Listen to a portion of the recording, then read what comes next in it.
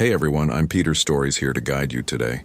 If you use this video to drift off to sleep, please tap like, hit subscribe, and drop a comment telling me where you're watching from and what time it is there. Now settle in, get cozy, and let yourself relax.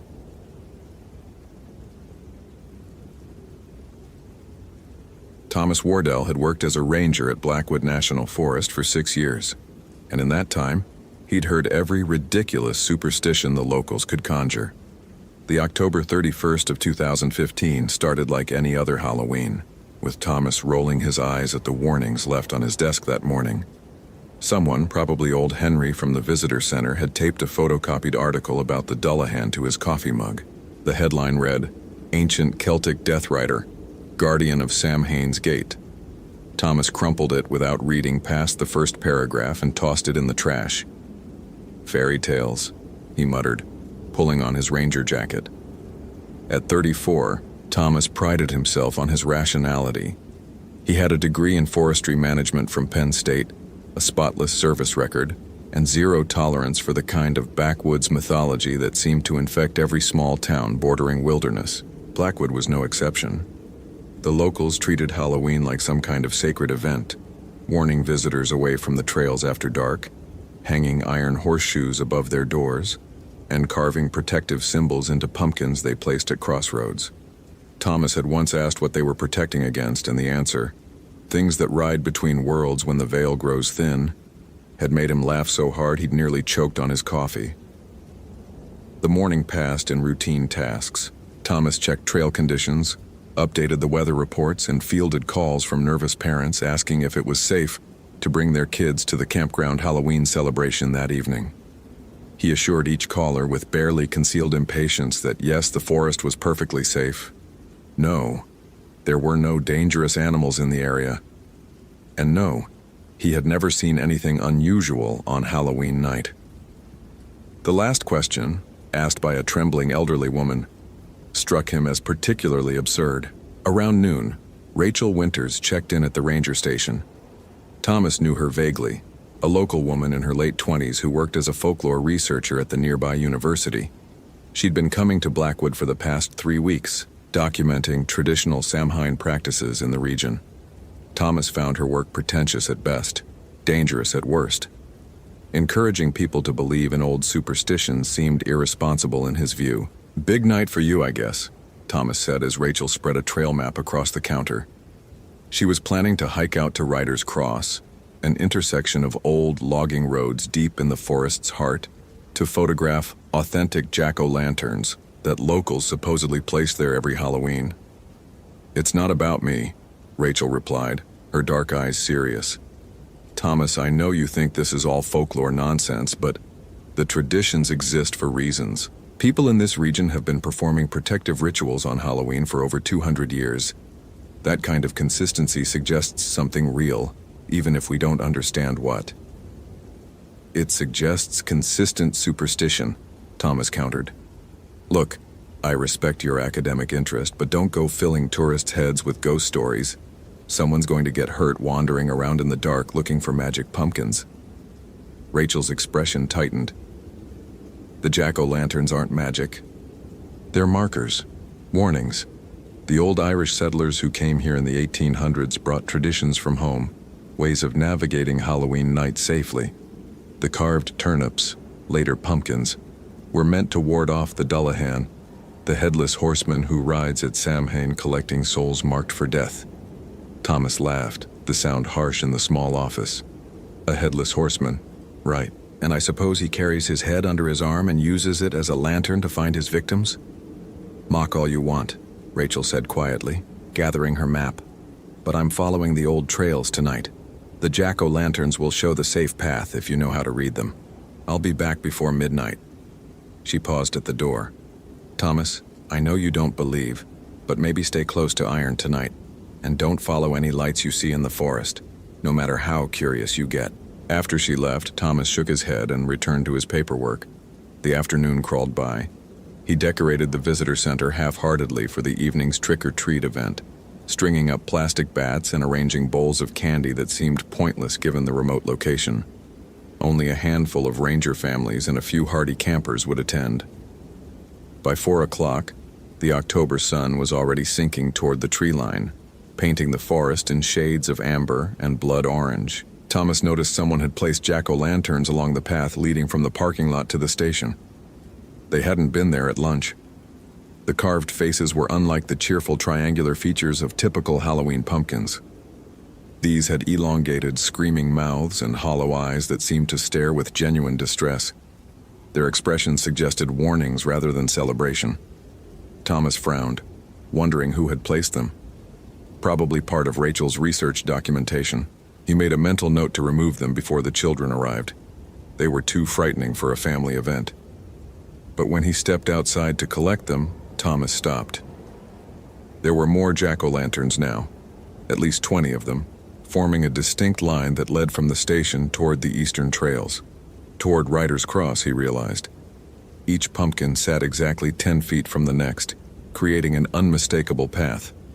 The precision disturbed him more than the number. Who had time to space them so perfectly? And when? He'd been inside for less than 30 minutes. Thomas approached the nearest jack-o'-lantern and crouched beside it. The carving was fresh. He could smell the raw pumpkin flesh. But something about it seemed wrong. The cuts were too clean, almost surgical, and the face bore an expression of such specific terror that it appeared less carved than captured, as if the pumpkin itself had been caught mid-scream and frozen. Inside, instead of a candle, a cold blue light emanated from the hollowed interior. Thomas reached toward it, then pulled back. The light wasn't flickering like flame. It was steady, phosphorescent, and when he held his hand near the opening, he felt no heat, only cold. "What the hell?" he muttered. LED lights, maybe. Some kind of chemical glow stick. But who would go to such elaborate trouble for a prank? His radio crackled. "Ranger Station, this is Henry at the visitor center. You seeing these pumpkins?" Thomas grabbed his radio. "Yeah, I'm looking at them now. You know who placed them?" Static, then Henry's voice, older and uncertain. "Nobody placed them, Thomas. They weren't here an hour ago when I drove past. They just appeared." "Pumpkins don't just appear, Henry." "On Halloween they do." A long pause. "Thomas, you know what day this is. You know the stories." "I know it's October 31st and someone's playing an elaborate joke. I'm going to clear these away before the families arrive." "Don't." Henry's voice carried a sharp urgency that made Thomas pause. "Don't touch them, and don't follow where they lead. Those are warning lanterns, boy. They mark the Dullahans' path." Thomas nearly threw the radio. "For God's sake, Henry, not you too. I expected this nonsense from Rachel, but you're supposed to be..." "Supposed to be what? Old enough to know better?" Henry's voice hardened. "I've lived in this town 73 years, Thomas. I've seen 5 Halloweens where the Dullahan rode. I've watched the lanterns appear and seen where they lead. In 1963, they led to Tom Marsh's body. In 1978, to Sarah Denton's. In 1989... "Stop." Thomas closed his eyes. "Just stop. I'm not listening to this." "Then don't listen. But don't follow those lights either. And if you see Rachel Winters tonight, you bring her back here. Because if she's out at Riders Cross when midnight comes..." Henry didn't finish. Thomas switched off the radio. His hands were shaking, though whether from anger or something else he couldn't say. This was ridiculous. Mass delusion fueled by generations of recycled folklore. He was a ranger, a man of science and reason, and he refused to let superstition dictate his actions. But the jack-o'-lanterns remained, their cold blue light strengthening as twilight deepened.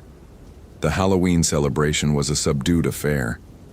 Only 3 families showed up, and they left quickly, the parents casting nervous glances at the darkening forest. The children seemed to sense the adults' unease and didn't protest when they were hurried back to their cars. By 6:30, Thomas stood alone in the visitor center, surrounded by untouched candy bowls and drooping decorations. The jack-o'-lanterns outside had multiplied. He could see at least 50 now, stretching in an unbroken line toward the eastern trails. At 7 o'clock, Rachel should have called in.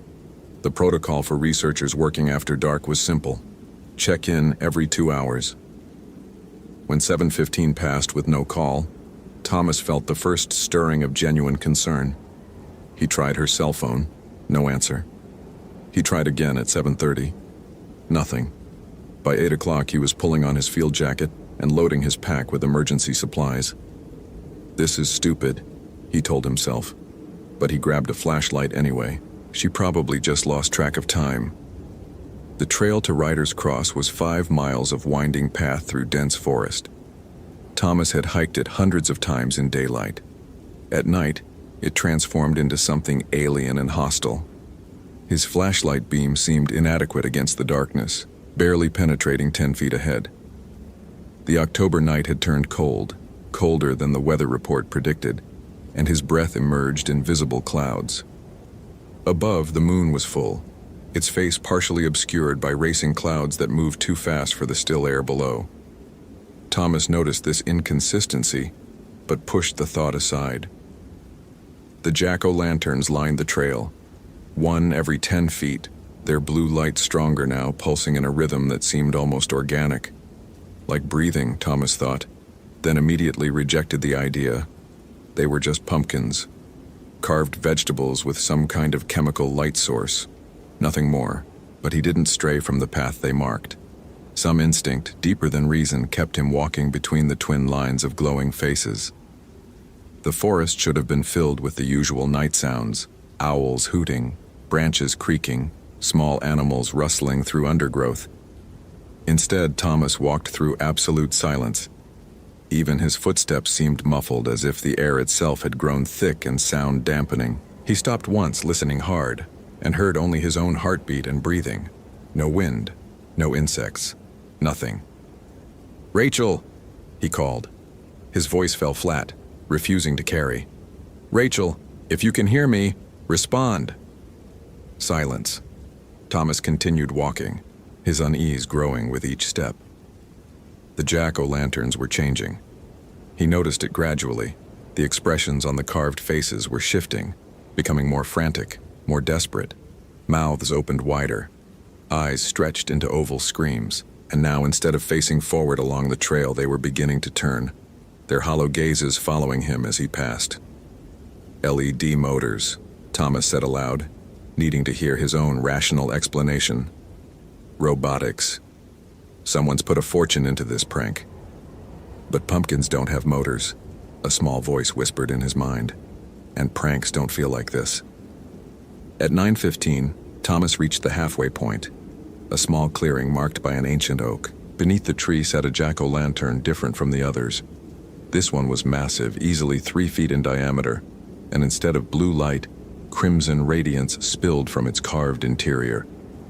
The face wasn't screaming, it was laughing, mouth stretched impossibly wide, revealing what looked like real teeth carved into the pumpkin flesh. And it wasn't hollow.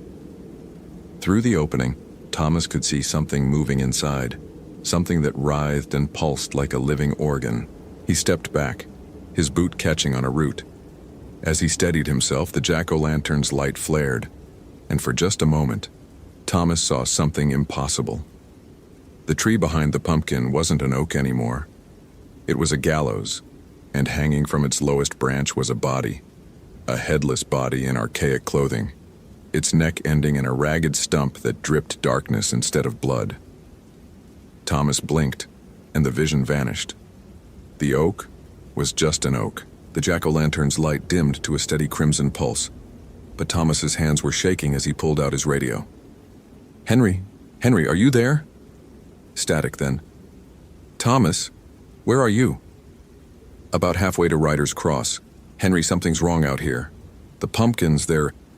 He stopped, unsure how to explain what he'd seen without sounding insane. "Get back, son. Right now. Turn around and come back." "I can't. Rachel's out here somewhere. I have to find her." Rachel made her choice. She knew what night this was, but you don't have to follow her. "That's not how this works," Thomas snapped. "I'm a ranger. I don't leave people in the forest." "Not people out there tonight, Thomas. Not anymore." Henry's voice dropped to barely above a whisper. "It's after 9. You've got less than 3 hours until midnight, when the veil is thinnest, when he rides." Thomas switched off the radio. His rational mind screamed that this was mass hysteria, that he was letting local legends infect his judgment. But his body betrayed him. His heart raced, his palms sweated despite the cold, and every primitive instinct demanded he turn back. Instead, he pushed forward, following the trail of jack-o'-lanterns deeper into Blackwood Forest. The path descended into a ravine, where centuries-old trees formed a canopy so thick that even moonlight couldn't penetrate. Thomas's flashlight became his only illumination beyond the jack-o'-lantern's eerie glow. And now he noticed something that made his blood run cold. There were 2 trails of pumpkins. The original path continued straight ahead, but a second line branched off to the left, leading deeper into the ravine where no marked trails existed. The new path's jack-o'-lanterns were different. Their faces bore expressions of invitation rather than warning, mouths curved in beckoning smiles, eyes that seemed to wink and call. "Come this way," they seemed to say. "This is the path you seek." Thomas knew, with absolute certainty, that the inviting path was wrong. Every instinct screamed danger, but that was the direction where he heard it, a sound that finally broke the oppressive silence. A woman's scream cut short. "Rachel, no," Thomas breathed. He fumbled for his radio. "Henry, I heard her." Rachel screamed. "She's down in the ravine." "The ravine?" Henry's voice carried pure horror. "Thomas, that's where it happened, where the Dullahan was first seen in these woods back in 1847. Irish immigrants reported a headless horseman riding through the ravine, carrying victims across his saddle. That's why they started the jack-o'-lantern tradition, to mark safe paths away from—" "I don't care about legends," Thomas shouted. "Rachel is down there and she needs help." He plunged down the inviting path, ignoring the warning lanterns that seemed to scream silently as he passed.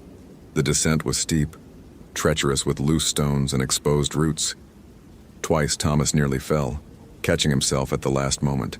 The jack-o'-lanterns here were closer together, their smiling faces growing wider, more predatory. And now he saw that the blue light emanating from them wasn't light at all. It was cold, tangible, spilling from the carved mouths and eyes like luminous fog that coiled around his legs as he passed. The ravine bottom was a nightmare landscape. Dead trees stood like skeletal fingers reaching toward the hidden sky. The ground was bare earth, packed hard and cold, with no vegetation except patches of mushrooms that glowed with the same sickly phosphorescence as the jack-o'-lanterns. And in the center of the ravine stood Ryder's Cross, not the intersection of logging roads Thomas expected, but a literal crossroads, 2 ancient stone paths meeting at perfect right angles, surrounded by a circle of jack-o'-lanterns that numbered in the hundreds. Rachel stood in the center of the crossroads. "Rachel!" Thomas stumbled forward, relief flooding through him. "Thank God, I thought—" He stopped. Rachel wasn't moving. She stood perfectly still, facing away from him, her head tilted at an angle that wasn't quite right. Around her, the jack-o'-lanterns were screaming. Thomas could hear it now, not with his ears, but somehow inside his skull, a chorus of warning shrieks that made his teeth ache. "Rachel," Thomas approached slowly. "Are you okay?" She turned. Her face was blank, eyes unfocused, mouth slightly open, but she was unharmed, breathing, alive. Thomas felt another wave of relief. "We need to leave," he said, reaching for her arm. "Now, this place is—" Rachel's eyes suddenly focused, locked on something behind Thomas. Her expression transformed into absolute terror. "Run," she whispered. "Oh God, Thomas, run!" Thomas spun around. The Dullahan sat astride a horse at the edge of the ravine, silhouetted against the night sky. The horse was wrong, too large, too dark, its eyes burning with crimson light that matched the jack-o'-lantern beneath the oak. The rider was worse. He wore ancient armor, corroded and stained, and where his head should have been was nothing, just a ragged neck stump that ended in shadow. But in his left hand, held high like a lantern, the Dullahan carried his own head. The face was gray, desiccated, but the eyes were alive, burning with the same crimson light as the horse's, and they were fixed directly on Thomas. "No," Thomas heard himself say. "No, this isn't real. This isn't possible." The Dullahan's mouth moved. No sound emerged, but Thomas heard the words anyway, felt them resonate in his chest like thunder. The veil is thin, the marked must cross. The horse descended into the ravine, each step causing the ground to tremble. As it moved, the boundary between worlds seemed to blur. Thomas saw double images, the ravine as it was, dark and cold and earthly, overlaid with something else. A realm of mist and shadow where countless figures waited, watching with hollow eyes. The dead, Thomas realized with sick certainty. He was seeing the land of the dead bleeding through into the living world. "This is Halloween," Rachel whispered beside him. She had moved without Thomas noticing, positioning herself between him and the approaching rider. Samhain, the night when the veil between worlds grows thin enough for him to cross. The Dullahan rides on Halloween to collect souls marked for death. The jack-o'-lanterns, the real ones, the ones meant to ward and warn, tried to keep you away. But you followed the false path, the ones he created to lure you here. "You're talking about folklore," Thomas said, but his voice shook. "Celtic mythology. It's not real, it can't be real." "Look at him!" Rachel grabbed Thomas's shoulders, forcing him to face the approaching rider. "Look and tell me what you see." Thomas looked. The Dullahan was 20 feet away now, close enough that Thomas could see the details he'd been denying. The armor wasn't costume metal. It was real, ancient iron, pitted with age and battle damage. The horse's breath emerged as clouds of frost, and the head, held high in the rider's gauntleted hand, was watching Thomas with an intelligence that went far beyond any Halloween decoration or theatrical trick. This was something old, something that had existed long before Thomas's rational worldview was invented, something that cared nothing for his skepticism. "How?" Thomas asked, his certainty crumbling. "How is this possible?" "Tonight the boundary weakens," Rachel said. "Halloween, Samhain, is the cross-quarter day, the hinge between autumn and winter, life and death. The ancient Celts knew this. They understood that one night a year the barrier between our world and the other world grows thin enough to cross. That's why they carved turnips into lanterns, to mark safe paths and ward off those who ride between worlds. When Irish immigrants came to America, they brought the traditions with them, found they were needed here too, because whatever force creates the thin veil exists everywhere, not just in Ireland." The Dullahan stopped his horse 10 feet from the crossroads center. He raised his head higher, and when he spoke, his voice was the sound of autumn wind through dead leaves, of earth closing over coffins, of final breaths. "Two marked, two must cross. The tithe is due." "Tithe?" Thomas's mind raced. "What tithe?" Rachel's voice was steady despite her fear. "The old legends say the Dullahan serves as a psychopomp, a guide for souls transitioning between worlds. On Samhain, when the veil is thinnest, he collects those marked for death, not killing them, but claiming those already fated to die. He's not evil, Thomas. He's just inevitable, like death itself. Then why is he here? Neither of us is dying, aren't we?" Rachel pulled something from her pocket, a piece of paper, folded and worn. She handed it to Thomas. "I found this at Riders Cross 3 weeks ago. It's why I've been researching the Halloween traditions here. Look at the names." Thomas unfolded the paper with shaking hands. It was old, the ink faded but legible. A list of names, written in an archaic hand with dates beside each. Thomas Marsh, 1963. Sarah Denton, 1978. Names Henry had mentioned on the radio.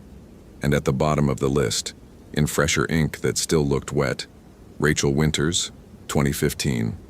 Thomas Wardell, 2015. "Someone marked us," Rachel said quietly. "Marked us for collection on Halloween night. The Dullahan doesn't choose randomly. He only claims those whose names are written, those whose fates are sealed." "That's insane," Thomas said, but he was staring at his own name written in handwriting he didn't recognize. "Who would do this? Why?" The Dullahan's horse stamped, impatient. The rider's head swiveled, focusing on Thomas with those burning eyes. "The marked must cross. It is written. It is Halloween. The tithe must be paid." Around them, the jack-o'-lantern's light intensified. Thomas saw now that they formed a perfect circle around the crossroads, and within that circle, the boundary between worlds had completely dissolved. He could see both realms simultaneously, the ravine in Blackwood Forest and something else, a gray landscape of mist and shadow where countless figures moved. Some he recognized, rangers who'd died in the forest years ago, their faces translucent but familiar. Others were older, dressed in clothing from past centuries, indigenous peoples and settlers and miners and loggers, all waiting in that realm between life and death. "The tithe has always been paid," a voice said. Thomas spun to see Henry emerging from the trees at the ravine's edge. The old man looked ancient in the jack-o'-lantern's light, his face carved with lines of grief and guilt. "I'm sorry, Thomas, I'm so sorry. But someone has to cross, someone has to go with him when he rides. That's the price for keeping the Veil stable, for preventing both worlds from colliding completely. The Dullahan doesn't take souls. He guides them across when the boundary is weakest. Without him, without the tithe, the dead would spill into the living world unchecked." "You did this," Thomas said, understanding flooding through him like ice water. "You wrote our names." "My name was on the list for 1989, Henry said, his voice breaking. "My wife and I both marked. Halloween night we came out here, saw the Dullahan waiting, but I couldn't let her go, so I bargained. Offered to mark 2 others, 2 souls to cross in our place. He accepted. He always accepts. The tithe must be paid, but the specifics are negotiable." "You condemned us to die?" Thomas's shock was giving way to fury. "For what? To live a few more years?" 36 years, Henry said. "My wife died of cancer last spring. She lived 36 years more than she would have. We had children, grandchildren, a life together. And all it cost was our lives," Thomas shouted. "You murdered us." "I marked you," Henry corrected quietly. "The Dullahan claims you. There's a difference." The Dullahan's horse advanced another step. The rider raised his head higher, and now Thomas saw that the head was changing, features shifting like smoke. For a moment it wore Thomas's face, then Rachel's, then Henry's, cycling through all the souls it had claimed over centuries. "It is midnight," the Dullahan said, and Thomas realized with horror that it was true. Time had been slipping, distorting, compressed by the thin veil. Hours had passed in what felt like minutes. "The veil is thinnest. The marked must cross. Now." Rachel grabbed Thomas's hand. "There might be a way," she whispered urgently. "The old stories, some say if you can reach dawn, if you can survive until the sun rises and the veil strengthens again, the marking loses its power. Halloween ends at sunrise." "How long until dawn?" Thomas asked. 7 hours. Maybe 6. "So we run? Try to survive? Or we bargain," Rachel said, looking at Henry. "He did. If one soul crosses, maybe the other can be spared." "No." Thomas's voice was firm despite his terror. "Absolutely not. I won't sacrifice you, and I won't let you sacrifice yourself for me." "Then we both cross," Rachel said. "Or we both run." The Dullahan was listening. Thomas could feel the weight of that inhuman attention, the ancient intelligence behind those burning eyes. This wasn't a mindless monster. It was something that understood, that perhaps even sympathized, but was bound by rules older than human civilization.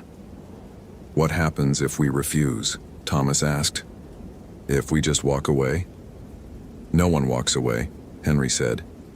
"I've seen people try. They make it 10 feet, maybe 20, before he rides them down. The horse is faster than anything living. And if you somehow escaped, if you lasted until dawn, there's always next Halloween.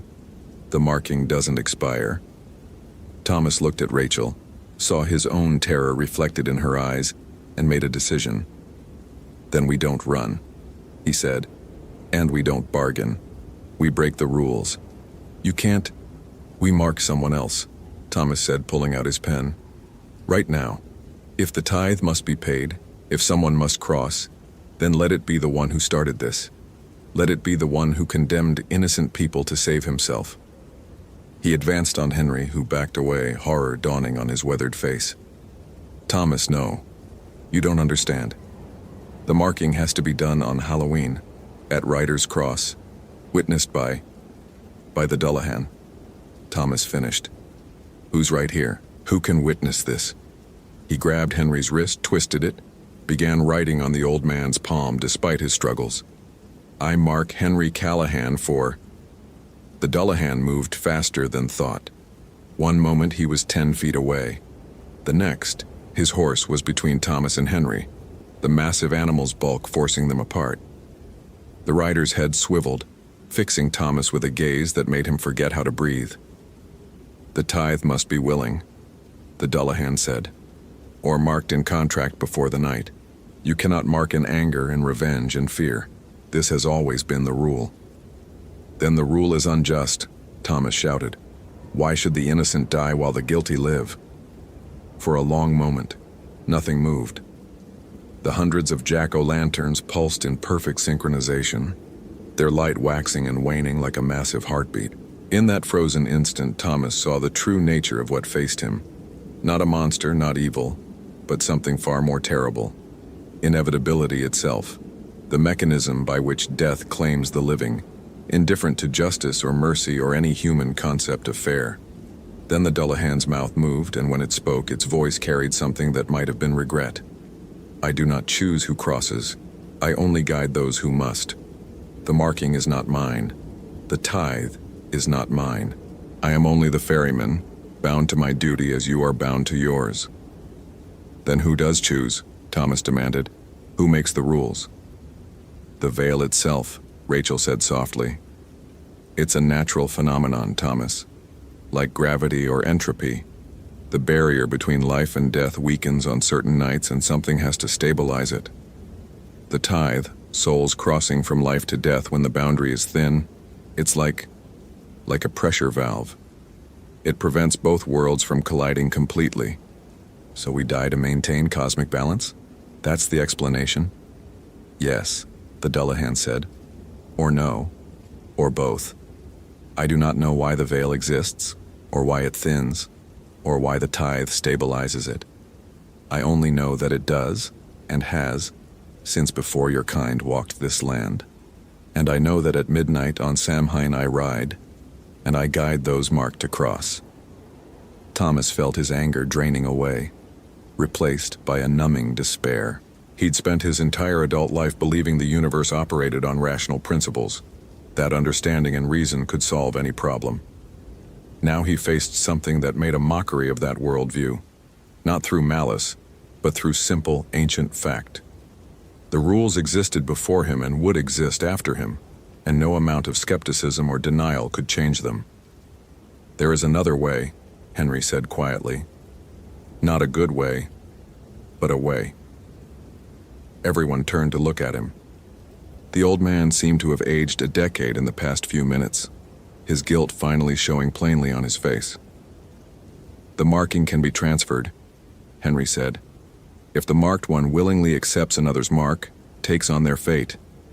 It's how I saved my wife. I convinced someone else to accept her marking. A young man from out of state, someone who didn't understand what it meant. By the time he realized, it was too late. His voice broke. I've lived with that for 36 years. Lived with knowing I condemned an innocent man so my wife could live. And you want us to do the same? Rachel's voice was ice. Find some other victim? No, Henry said. I'm saying I'll take the marking. Both of them. I'm 73 years old. I've lived my life. Let an old man's death mean something for once. The Dullahan's horse shifted, and Thomas swore he saw something like approval in those burning eyes. The tithe must be willing, the rider repeated. Do you offer yourself willingly, Henry Callahan? I do, Henry said, stepping forward into the circle of jack-o'-lanterns. I offer myself in place of Rachel Winters and Thomas Wardell. Let their names be erased from the list. Let mine be written. The paper in Thomas's hand began to burn. Not with flame, but with cold blue light, the same luminescence that filled the jack-o'-lanterns. He watched as the ink shifted, letters rearranging themselves. His name and Rachel's faded, becoming transparent, then vanishing entirely. In their place, in handwriting that seemed to write itself, Henry Callahan, 2015. "It is accepted," the Dullahan said. "Henry Callahan is marked. Henry Callahan will cross." "No," Thomas said, surprising himself. "Wait, this isn't right either. Henry made a terrible choice, but he doesn't deserve—" "Yes, I do," Henry interrupted. "Thomas, I marked you to save myself. That debt has been unpaid for 36 years. Let me pay it now. Let me do one good thing before I go." The Dullahan dismounted. It was the first time Thomas had seen him leave his horse, and the sight was wrong in ways Thomas couldn't articulate. The rider moved with a fluidity that defied anatomy, his headless body somehow navigating the terrain perfectly despite having no eyes. He approached Henry, who stood his ground, despite obvious fear. "It is time," the Dullahan said, reaching out with one gauntleted hand. "Wait," Rachel said. "At least tell us what happens. After he crosses? Is there anything beyond, or is it just ending?" The Dullahan paused. His head, still held high in his left hand, turned to face her. For the first time, something like expression crossed those dead features. Not quite sympathy, but understanding. "I am only a guide," he said. "I see the crossing, not the destination. But those I have carried speak of rest, of reunion with those who went before, of continuation in forms your living minds cannot comprehend. Or they speak of nothing, or they speak of everything. The answer differs for each soul. Perhaps the question itself is flawed." Henry took the Dullahan's hand. The moment they touched, the old man's body went rigid. His eyes widened, not with fear, but with awe. "Oh," he breathed. "Oh, I see. Margaret? Margaret, is that you?" The Dullahan lifted Henry effortlessly, settling him across the massive horse's saddle.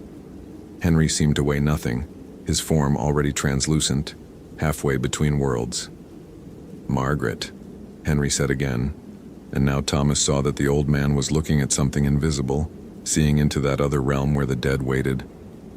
"I'm sorry I took so long. I'm sorry I was so afraid." The Dullahan remounted behind Henry, his head returned to its place, or lack thereof, atop his shoulders.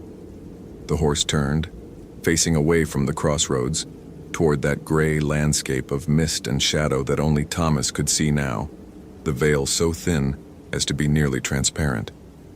"Wait," Thomas called. "Will we see him again? Will he still exist somewhere?" The Dullahan looked back, and though he had no head to turn, Thomas felt that burning gaze one final time. "All things exist somewhere," the writer said. "All souls persist. He will be where all crossed souls go. In the place between, in the memories of the living, in the land of the dead. He will be everywhere and nowhere, until you cross as well and know the truth directly." "One more question," Thomas said, needing to know. "Why the jack-o'-lanterns? Why the faces, the lights, the warnings?" "They are not mine," the Dullahan said. "They are yours, carved by those who crossed before, by souls who remember the living and wish to guide them. The warning lanterns mark safe paths. The false ones, the ones that led you here, those are different. Those are carved by the living who seek to condemn others, who try to save themselves by offering souls in their place. The lanterns show truth, that death is inevitable, that the crossing must come, but that there are better and worse ways to meet it. The faces scream because they remember fear, but they light the way because they also remember love." With that, the Dullahan rode forward into the mist. Thomas watched as horse and riders moved between worlds, becoming transparent, then translucent, then simply absent. Not disappearing, but crossing, moving into a space where Thomas's eyes could not follow. Henry's last words drifted back. "Thank you. Tell them I'm sorry. Tell them it wasn't their fault." Then he was gone, and the veil snapped shut with an almost audible sound like a door closing. The gray realm vanished. The ravine was just a ravine again, dark and cold and utterly earthly. And the jack-o'-lanterns began to go out, One by one, their purpose fulfilled for another year. Thomas and Rachel stood in silence, processing what they'd witnessed. Slowly, dawn began to lighten the eastern sky. Halloween was ending. Samhain was passing. The veil was strengthening again, sealing the dead away from the living for another year. Did we imagine that? Thomas finally asked, though he knew the answer. No, Rachel said. We saw what people in this region have been seeing for 200 years. We saw what the old traditions tried to prepare us for. They found their way out of the ravine as true dawn broke, following a new line of jack-o'-lanterns that appeared spontaneously. These, with gentler faces, sad but kind, guiding them back to the marked trails. Thomas recognized this phenomenon now. The dead, those who had crossed before, helping the living navigate the aftermath of Halloween night. When they reached the ranger station, they found it empty. Henry's truck was still in the parking lot, but the man himself would never return. Thomas wrote the report carefully, knowing it would never be believed. How Henry had gone missing during Halloween night. How, despite extensive searches, no trace of him would ever be found.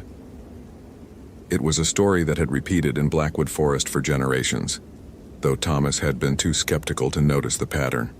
In the days that followed, Thomas began researching in earnest, reading everything Rachel had compiled about Samhain traditions. He learned about the ancient Celtic practices, about the ways different cultures understood the thinning veil, about the universal human attempt to navigate the boundary between life and death.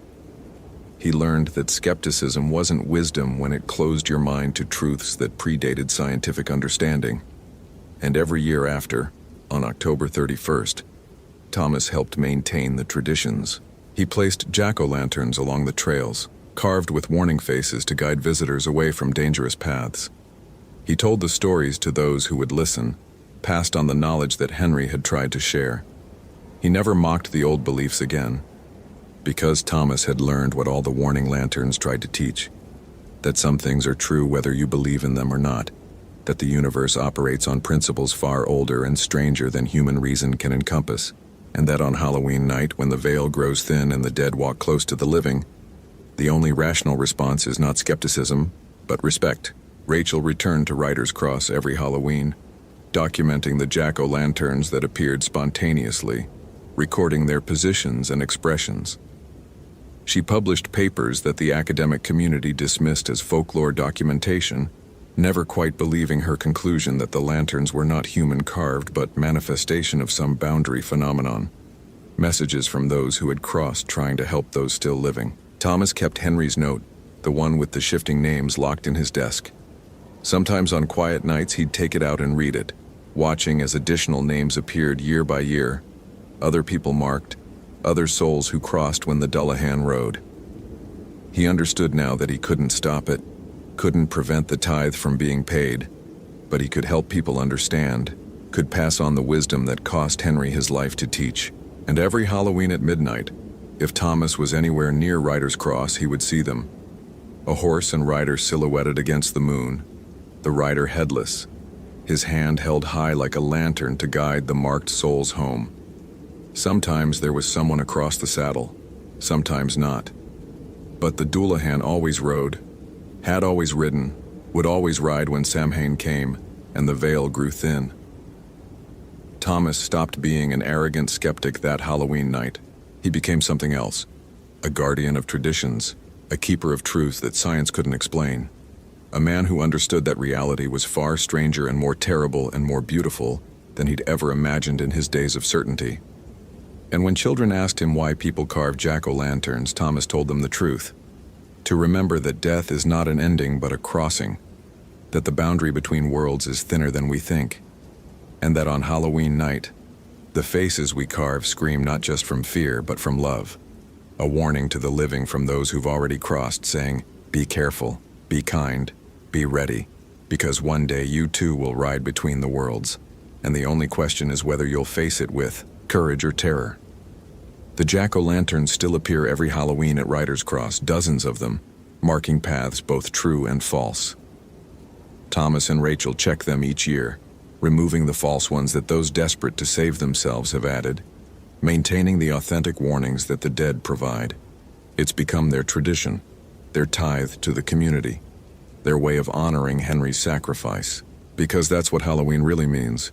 Thomas finally understood. Not costumes and candy, but a night of remembering, of honoring, of acknowledging that the line between life and death is thinner than we pretend, and that those who've crossed before us still care, still watch, still try to guide us with their screaming, loving, warning faces carved in pumpkins and lit with cold blue fire. The Dullahan rides every Samhain. He always has. He always will. And the jack-o'-lanterns will always light the way, both toward crossing and away from it, because that's what love does. It warns and guides and remembers, even after death, even from beyond the veil, even on Halloween night when the two worlds briefly touch and souls pass between them like whispers in the dark. I hope this Halloween literary tale has haunted you. If you appreciated this seasonal terror, consider following for more Halloween stories. Which moment of this cursed night terrified you most? What do you think really happened when the veil was thin? Happy Halloween.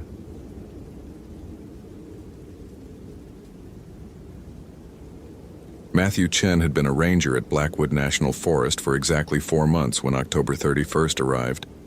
The morning air carried that particular autumn crispness that made everything feel both alive and dying at once.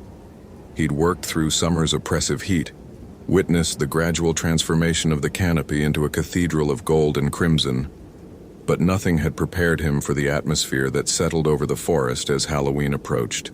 The ranger station was unusually quiet that morning. His supervisor, Dale Hutchins, had the day off, something Matthew found odd given it was a holiday weekend when visitor traffic typically spiked. The only other ranger on duty was Maria Santos, a 20-year veteran who'd been conspicuously avoiding him since mid-October. When Matthew had asked her about protocols for Halloween night, she'd given him a look he couldn't quite read, something between pity and fear, before handing him a laminated card with emergency numbers and walking away without another word. The card was worn smooth at the edges, as though it had been handled many times over many years. Beneath the standard emergency contacts, someone had written in faded ink, "Stay inside after dark. Lock the doors. Do not investigate the bonfires." Matthew had laughed it off as hazing for the new guy. Every workplace had its traditions, its inside jokes designed to test the rookie's nerve. But as he drove his patrol route that morning, past carved pumpkins left at trailheads and clusters of teenagers already gathering for evening festivities, he couldn't shake the feeling that the forest was watching him with ancient, patient eyes. The first call came in at 11:30. A hiker had found something disturbing near the old-growth trail. A circle of stones arranged around a blackened patch of earth, with symbols carved into the surrounding trees. Matthew took the report, assured the shaken hiker that it was probably just teenage pranks, and made a note to check it out. The second call came 20 minutes later. Different trail, same discovery. By noon, he'd received 5 reports of similar findings scattered throughout the forest's northern section. He tried calling Maria, but her phone went straight to voicemail. Dale didn't answer either. The ranger station felt larger and emptier than it should have, as though the walls had expanded in the autumn light. Matthew pulled up the incident database on his computer, intending to file reports, and that's when he noticed the pattern. October 31st, 2002. Hiker Amanda Reeves, age 24, reported missing. Last seen on Old Growth Trail, never found. October 31st, 2007. Camper David Morrison, age 29, disappeared from Deadman's Hollow campsite. Tent found undisturbed, personal effects inside, never found. October 31st, 2012, Amanda Reeves. No, that couldn't be right. He scrolled back up. The name was different. Amanda Torres, age 26, missing from Ravens Peak Overlook, never found. October 31st, 2017, Amanda Chen, age 23. His hands went cold. Chen was his surname. The coincidence sent ice down his spine, but he kept reading. Missing from the same region where he'd received reports of stone circles this morning. Never found. Every 5 years. Every Halloween. Always someone named Amanda. Matthew's phone rang, making him jump. Unknown number. He almost didn't answer, but something compelled him to pick up. Blackwood Ranger Station. Static crackled on the line, and beneath it, something that might have been breathing. Then a voice, female, distant as though speaking from the bottom of a well. They're preparing. The circles are ready. She's been marked. Who is this? Hello? The line went dead. Matthew sat in the quiet station, his heart hammering against his ribs. This had to be an elaborate prank. Maria and Dale had probably set this up to scare him, some twisted ranger initiation. But his hands were shaking as he pulled up the park's visitor log for the week. There. Checked in 2 days ago. Amanda Rodriguez, age 25, solo hiker, planned route through the northern trails. Expected checkout November the 2nd. The pattern held, 2022. 5 years since the last disappearance, and an Amanda was in the forest. Matthew grabbed his radio, his jacket, his keys. The logical part of his brain insisted this was coincidence, pattern seeking in random data. But the older, deeper part, the part that still feared the dark, knew better. He tried Maria's phone again as he climbed into his truck. This time she answered on the first ring. Matthew. Her voice was tight. Where are you? Station. Maria, I found something in the database. People disappearing every Halloween, every 5 years, all named. Stop. The word cracked like a gunshot. Don't say it out loud, don't speak the name. You'll draw their attention. Whose attention? Maria, what the hell is going on? Silence stretched between them, filled only by the sound of wind through phone speakers. When Maria spoke again, her voice was barely a whisper. There are things in these woods older than the park, older than the rangers, older than the European settlers who thought they could tame this land. The native peoples knew. They had their own names for this night, their own ways of showing respect. Then others came, brought their traditions, twisted them. Samhain became Halloween, the sacred became profane. You're talking about the stone circles. I'm talking about the cult. They've been here for generations, Matthew. Hidden, waiting. Every 5 years, when the veil is thinnest, they make their offering. They believe it grants them power, immortality, communion with something that should never be communed with. The Park Service knows. We've always known. That's why they schedule senior rangers off on Halloween. Why they always put the newest, most expendable person on duty. Matthew's mouth went dry. You're saying I was set up. I'm saying I'm sorry. I argued against it, but Dale said it was tradition. He said if we don't have someone here, someone watching, then the cult will know we've abandoned our post, that we've given up. At least this way there's a witness, someone to call it in when what? When they take her, and they will take her, Matthew. They always do. The best thing you can do is stay in the station, lock the doors, wait for dawn. If you try to stop them, you'll just become another disappearance the Park Service has to explain away. There's a woman out there. There's always a woman out there. They make sure of that. They have people everywhere. In town, in the park system, probably even in law enforcement. How else do you think they've gotten away with this for so long? The disappearances are investigated, sure, but they never find anything. They never find anyone. Because by dawn, there's nothing left to find. Matthew's knuckles were white on the steering wheel. I can't just let someone die. Then you'll die too. And next Halloween they'll put some other rookie in your place and the cycle will continue. Maria's voice broke. I've seen it before, Matthew. 20 years ago, when I was new, I tried to help. I followed the fires into the woods. What I saw... She choked on the words. I ran. I've been running ever since. Living with the knowledge that I could have done something. Should have done something. Don't make my mistake. Don't look. Don't interfere. Just survive until morning. The line went dead. Matthew sat in the truck outside the ranger station as the afternoon light began its long slide toward evening. The autumn sun, which had seemed so beautiful that morning, now looked like a wound bleeding out across the sky. He thought about Maria's words, about Dale's conspicuous absence, about a system so corrupt or so terrified that it had made peace with ritual murder. He thought about Amanda Rodriguez, whoever she was, hiking through these woods with no idea that she'd been marked, chosen, fed into a machine of ancient horror. He thought about his parents, who'd been so proud when he got this job, about his kid sister, Amanda, back home in California. The name coincidence felt less random now, felt like a hook in his gut pulling him towards something inevitable. The rational choice was clear. Stay inside, survive, report it in the morning to people who would nod sympathetically and do nothing. Live with the guilt, but live nonetheless. Matthew started the truck and drove north toward the old-growth trail. The sun was touching the horizon when he found the first bonfire. It wasn't burning yet, just a careful stack of wood arranged in a clearing he'd never seen before, though he'd patrolled these trails dozens of times. The trees here grew wrong, twisted in ways that suggested ancient damage or deliberate cultivation. Symbols had been carved into their bark, designs that hurt to look at directly. Celtic knots corrupted into geometries that seemed to writhe at the corner of his vision. A mask hung from a low branch, crude, made of burlap and twine with eye holes torn rather than cut.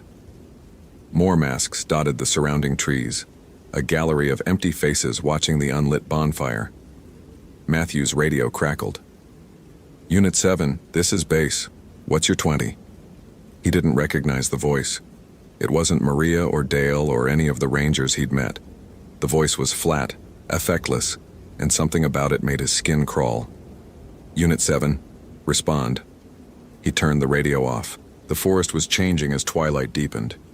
The bird sounds he'd grown accustomed to had ceased entirely, replaced by a silence so complete it seemed to have weight, to press against his eardrums like water pressure. The temperature was dropping fast, too fast. His breath misted in front of him and frost was forming on the carved symbols, making them stand out in sharp relief. He found the second bonfire a quarter-mile deeper into the forest. This one was burning. Had been burning for hours, judging by the bed of coals beneath the flames. The fire was wrong. Too blue, too cold-looking despite the heat he could feel radiating from it. And the smoke didn't rise the way smoke should. It coiled and writhed like something alive, forming shapes that almost looked like reaching hands before dissipating. A sound reached him through the trees, chanting, multiple voices moving in and out of harmony, speaking words in a language he didn't know but that resonated in his chest like a second heartbeat. The words felt old, felt heavy with meaning accumulated over centuries of repetition. Matthew followed the sound. The trail, if it could be called a trail, led him to a third bonfire and a fourth, arranged in what he realized was a vast circle encompassing several square miles of forest. The cult must have spent weeks, months, maybe years preparing this. Each fire was tended by a figure in a mask, standing motionless as a scarecrow, watching the flames with inhuman patience. None of them acknowledged Matthew's presence. He could have been invisible, or perhaps they simply didn't care. He was irrelevant to their purpose, as meaningless as any other witness the forest might host. The owls in the branches, the deer frozen at the clearing's edge, the wind moving through the dying leaves. The chanting was louder now, coming from somewhere ahead. Matthew checked his watch. 8:43 p.m. The witching hour was still far off, but he could feel something building in the air, a pressure like a storm about to break. He found Amanda Rodriguez at 9:15. She was unconscious but alive, bound to a stone that shouldn't exist, a dolmen, an ancient altar, in a forest that supposedly had no human history before the 1800s.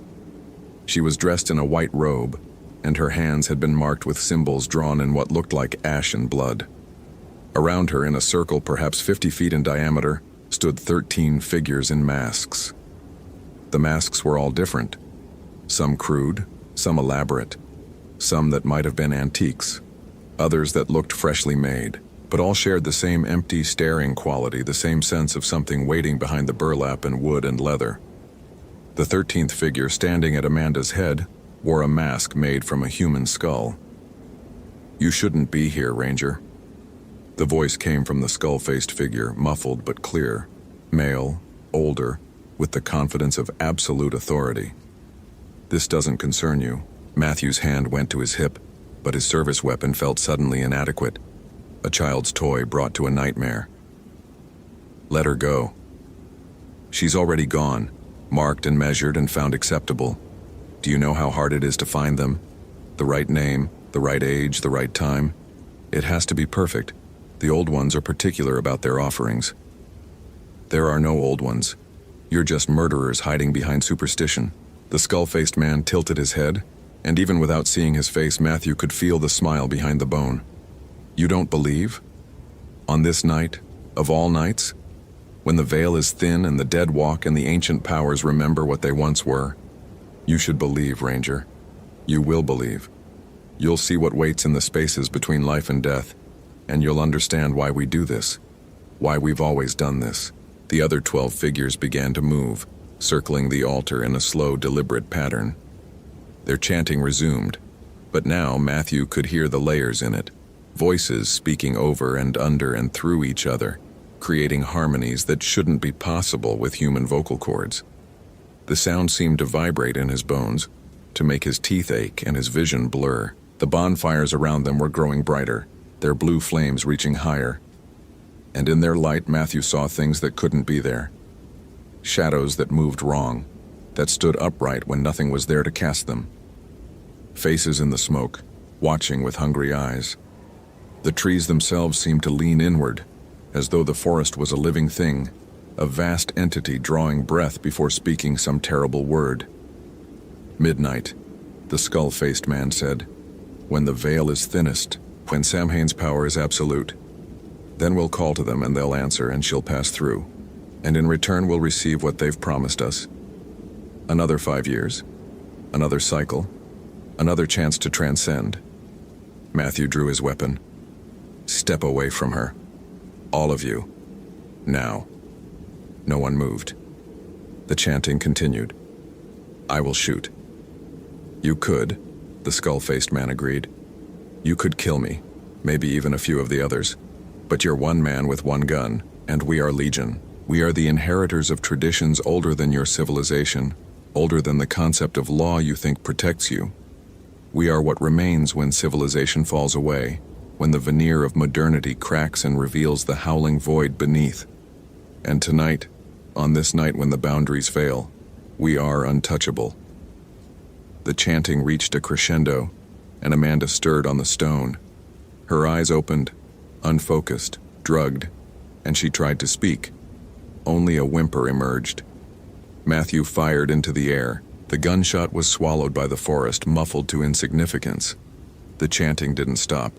The cult didn't flinch. He fired again, this time at the nearest cultist. The bullet should have struck center mass, but it went through as though the figure was made of smoke. The cultist turned to face him, and behind the mask Matthew saw nothing. Not a face hidden by shadow, but an absence, a void where a person should be. His radio crackled to life despite being turned off, multiple voices speaking over each other, some male, some female, some that might have been human once but had degraded into something else. Too late, too late, too late, the hour comes, the veil thins, the old ones wake. Matthew ran toward Amanda, weapon drawn, but the cultists moved to block him. They were faster than they should be, more coordinated, moving as a single organism rather than 13 individuals. Their hands reaching out to stop him were wrong, too many fingers, joints bending in impossible directions. He fought anyway, struck out with the gun, with his fists, with desperate fury, connected with something that felt like burlap wrapped around rotten meat. Heard laughter that came from everywhere and nowhere, that echoed off the trees and seemed to originate inside his own skull. They didn't hurt him. That was somehow worse. They simply held him, their grip gentle but unyielding, and turned him to face the altar. Watch, the skull-faced man commanded. Bear witness. That's why you're here, after all. That's why they always leave a ranger on duty. Someone has to remember. Someone has to carry the story forward, even if they can never tell it. The clock on Matthew's watch showed 11:59. The bonfires erupted skyward, columns of blue flame that seemed to tear holes in reality. The chanting reached a frequency that made Matthew's ears bleed, made his vision swim with shapes and colors that didn't belong in the visible spectrum. Amanda was screaming now, fully conscious, struggling against bonds that seemed to tighten rather than loosen. And then midnight struck. The forest changed. Later, Matthew would struggle to describe what he saw, would wake screaming from dreams where he tried and failed to capture it in words. The trees became something else, bones perhaps, or pillars holding up a sky that had suddenly revealed itself to be a membrane, a thin layer separating this world from something vast and hungry. The cultists' masks fell away, but what was revealed beneath was not human faces. They were gaps, absences, places where reality had been scooped out and filled with something that predated matter and energy. The dolmen began to glow with the same blue light as the fires, and the symbols carved into its surface moved, reconfigured themselves into new patterns that hurt to perceive. Amanda's screaming took on a different quality. Not just terror now, but transformation, as though her vocal cords were being retuned to frequencies human throats weren't meant to produce. From the spaces between the trees, from the gaps in reality that had opened when midnight struck, things began to emerge. Matthew's mind tried to interpret them as smoke, as shadow, as tricks of the light, but failed. They were more solid than that, more present, ancient and patient, and so utterly alien that his consciousness recoiled from fully perceiving them. The skull-faced man raised his arms. "Old ones, we offer you what was promised. Accept this sacrifice, this soul freely given." "She wasn't freely given." Matthew's voice was raw. "She didn't consent to this." "Consent?" The skull-faced man laughed. "The old ones don't care about consent. They care about names and timing and proper ritual. She was born with the right name on the right year to be the right age on this night. That's consent enough. That's destiny." The things from beyond were closer now, circling the clearing with movements that suggested they experienced time differently than linear beings, that they were simultaneously approaching and already here, and never having moved at all. Matthew could feel their attention on Amanda, cold and vast as the spaces between stars. And then he understood. The pattern, the names, the 5-year cycle. It wasn't random. The cult didn't choose their victims. The victims were chosen before they were born, selected by something with a perspective vast enough to see causality as a whole, to trace every branch of every decision tree, until they found the ones that led to this moment, this altar, this offering. Amanda Rodriguez had been doomed from the moment her parents chose her name. Every choice she'd made, every path she'd walked, had led her here.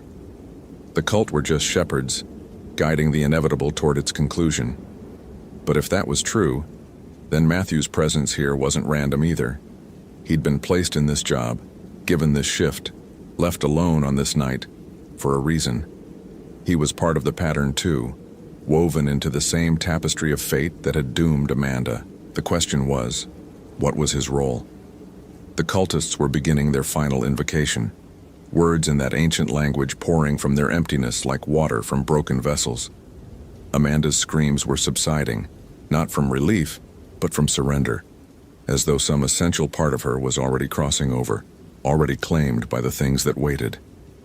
Matthew's watch showed 12:03 a.m., November 1st, All Saints' Day, when the Catholic Church had tried to overlay its own traditions on the older, darker celebrations. But the old powers didn't care about Christian rebranding. They remembered. They always remembered. In his jacket pocket, Matthew felt something he'd forgotten he was carrying, the laminated card Maria had given him that morning.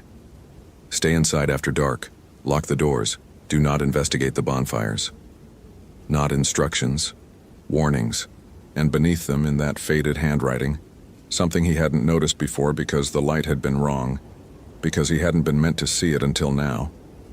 Another line, barely visible, the iron, always the iron, his belt buckle, his keys, the rivets in his jacket, the barrel of his gun, iron, the old protection, the metal that spirits feared, that cut through glamours and broke enchantments.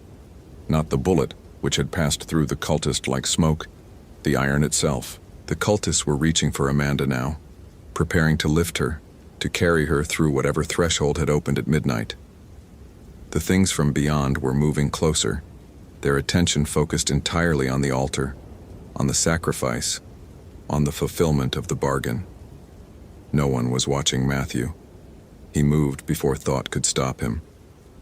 ripped the iron buckle from his belt, the keys from his pocket, chambered a round in his gun not to fire, but to expose the iron barrel, ran toward the altar with these makeshift talismans extended before him like shields. The cultists turned, but too slowly.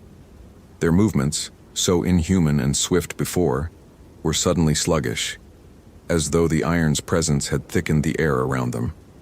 Matthew's buckle connected with the nearest figure, and it shrieked, a sound like metal tearing, like reality screaming at a violation of its laws. The figure dissolved, not dying but unmade, returned to whatever state it had existed in before the cult had given it false form. He reached Amanda, cut her bonds with the iron edge of his keys. The symbols on her skin hissed where the metal touched them, burning away like fog under sunlight. She collapsed into his arms, barely conscious, but alive, still human, still salvageable. No! The skull-faced man's voice was no longer controlled. You've broken the ritual, you've violated the covenant, the old ones demand their offering. Then they can take you. Matthew didn't know where the words came from, didn't know he was going to speak until they emerged. But as soon as he said them, he felt something shift. The attention of the things from beyond, which had been fixed on Amanda with predatory focus, swiveled, regarded the skull-faced man. Considered. That's not how this works, the skull-faced man said, but his voice was uncertain now. I'm the priest, I'm protected, The things moved. What happened next, Matthew would never speak of. Not because he'd been commanded to silence, but because language had no framework for it. No words adequate to capture the sight of a human being, or what had once been a human being, unmade by entities that existed outside the boundaries of space and time. The skull-faced man didn't die so much as he was edited out of reality, removed from the equation, his screams echoing across dimensions that human ears weren't meant to perceive. The other cultists fled, their forms, which had seemed so solid and terrible, blurred and scattered like startled birds. The bonfires began to dim. The things from beyond, perhaps satisfied with their substitute offering, perhaps simply losing interest now that the ritual had been broken, withdrew back into whatever spaces they inhabited. The forest was still wrong, would always be wrong, Matthew suspected, at least to him. But it was becoming more tolerable, more like the ordinary world of trees and earth and autumn night. He carried Amanda Rodriguez out of that clearing, through the ring of bonfires, following his GPS, even though the device kept insisting he was standing in the middle of terrain that didn't exist on any map. When he finally emerged onto a proper trail, the moon was setting and the eastern sky was beginning to gray with approaching dawn. Maria found them at 5:47 a.m., just as the sun was breaking the horizon. She pulled up in her truck, took one look at Matthew's face and the barely conscious woman in his arms, and started crying. "You went in," she said. "You actually went in. Someone had to. Dale said you wouldn't. He bet me $20 that the new guy would follow protocol, that self-preservation would win out." She laughed, a broken sound. "I should have known better. Should have recognized the look in your eyes yesterday, same look I used to see in the mirror before I learned to avoid my own reflection." They got Amanda to the hospital. She remembered nothing. Not the hiking, not the capture, not the ritual. The doctors diagnosed acute drug intoxication and kept her for observation. Her family arrived from Denver grateful and confused, and she was discharged 3 days later with no apparent lasting effects. The official report Matthew filed mentioned finding a missing hiker and discovering evidence of illegal activity in the northern forest. A subsequent investigation by park rangers found the stone circles, the carved trees, the locations of the bonfires. But no dolmen, no altar, no signs of cult activity beyond some elaborate vandalism that the Park Service attributed to teenage Halloween pranks. Dale Hutchins put in for early retirement. Maria transferred to a different park. Matthew stayed. He stayed because someone had to, because the pattern was real, even if the evidence vanished with the dawn. Because in 5 years, in 2027, there would be another Halloween, another Amanda, another attempt to fulfill the bargain that the cult had made with things that didn't forget. He stayed because he'd seen behind the veil, had witnessed what waited in the spaces between life and death, and he couldn't unknow that. couldn't pretend the world was the safe, rational place he'd believed it to be 4 months ago. He stayed because the iron had worked, because the old protections, the ancient knowledge, the accumulated wisdom of generations who'd known these forces were real. All of it was true. Which meant there were defenses, ways to fight back, methods to protect the innocent from the predations of the hungry dark. He spent his off hours researching Celtic traditions, Samhain rituals, protection symbols, the proper use of salt and iron and silver, the names and natures of entities that existed in the margins of reality. He learned Gaelic, read texts on ancient religions, corresponded with scholars who studied the intersection of folklore and genuine supernatural phenomena.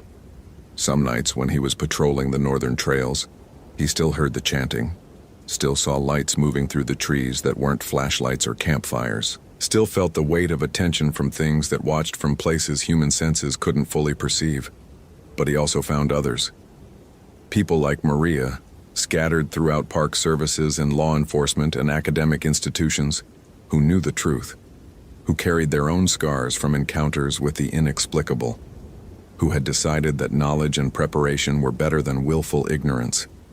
They formed a network, unofficial and unacknowledged, shared information about patterns and hotspots and dates when the veil grew thin, started marking their own calendars, preparing their own defenses, making their own plans for the next Halloween, the next Samhain, the next night when ancient bargains came due. Matthew never forgot Amanda Rodriguez, never forgot the sound of her screaming, or the feeling of helplessness as he watched the cultists prepare to feed her to their gods. Never forgot the skull-faced man's conviction that some fates were inevitable, that some people were born to be sacrifices, that the old powers would always get what they were owed. But he also never forgot that he'd saved her, that the pattern could be broken, that even against forces that existed outside time and space, humans could fight, could resist, could occasionally win. 5 years seemed both impossibly far away and terrifyingly close. Matthew Chen, no longer a rookie, no longer naive, continued his patrols of Blackwood National Forest.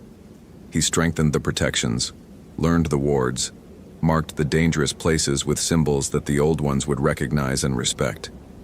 He recruited others to his cause, trained them in the knowledge that had nearly died with previous generations.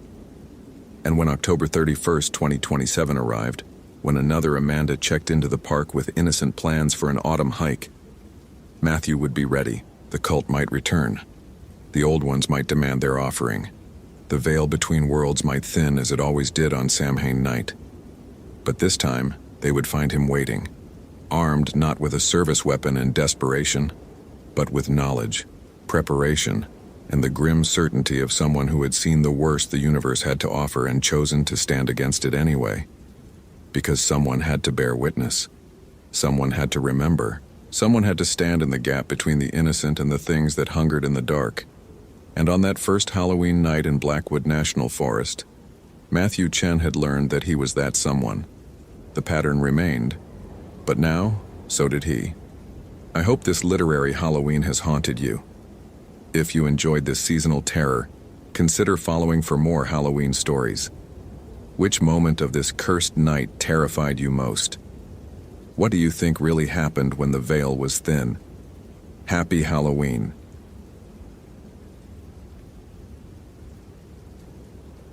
The manila folder landed on William Chen's desk with the hollow thump of bad news.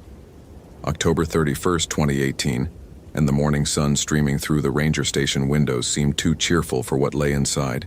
His supervisor, District Ranger Margaret Hollis, stood with her arms crossed, her face carrying the kind of gray pallor that came from sleepless nights and terrible realizations. "Read it," she said. All of it. William had been with Blackwood National Forest for 3 years, transferred from a decade of military service that had taken him from Kandahar to the Horn of Africa. He'd seen things that hollowed men out from the inside. He'd watched good soldiers break under pressure that crushed them like empty cans, but he'd never broken, not once. That was his gift, or his curse, an ability to remain steady when everything around him dissolved into chaos. Stone-faced William, they'd called him in the service. The man who didn't flinch. He opened the folder. The first page was a missing persons report dated October 31st, 2008. Sarah Mitchell, age 27. Last seen on the Widows Creek Trail at approximately 6:47 p.m. Extensive search conducted. No trace found. Case remains open. He flipped to the next page. November 1st, 2013. James Cordero, age 34, disappeared while camping near the Old Grove. Last contact via cell phone at 8:23 p.m. on October 31st. Search dogs lost the scent at the Grove's edge. Case remains open. William's jaw tightened as he continued through the file. October 31st, 2003. October 31st, 1998. October 31st, 1993. Different names, different locations within the park's 30,000 acres, but always the same date. Always Halloween night. Always without a trace. 15 cases, Margaret said quietly. Going back to 1978. All October 31st. All unsolved. Why wasn't this flagged earlier? William's voice carried the clipped precision of his military training. Different rangers, different decades. The pattern wasn't obvious until I started digitizing the old records last month. Most of these cases were written off as people getting lost, falling into ravines, animal attacks. The park's big enough to swallow people. She paused. But all on the same date? That's not coincidence. William studied a map included in the file, marked with red pins for each disappearance.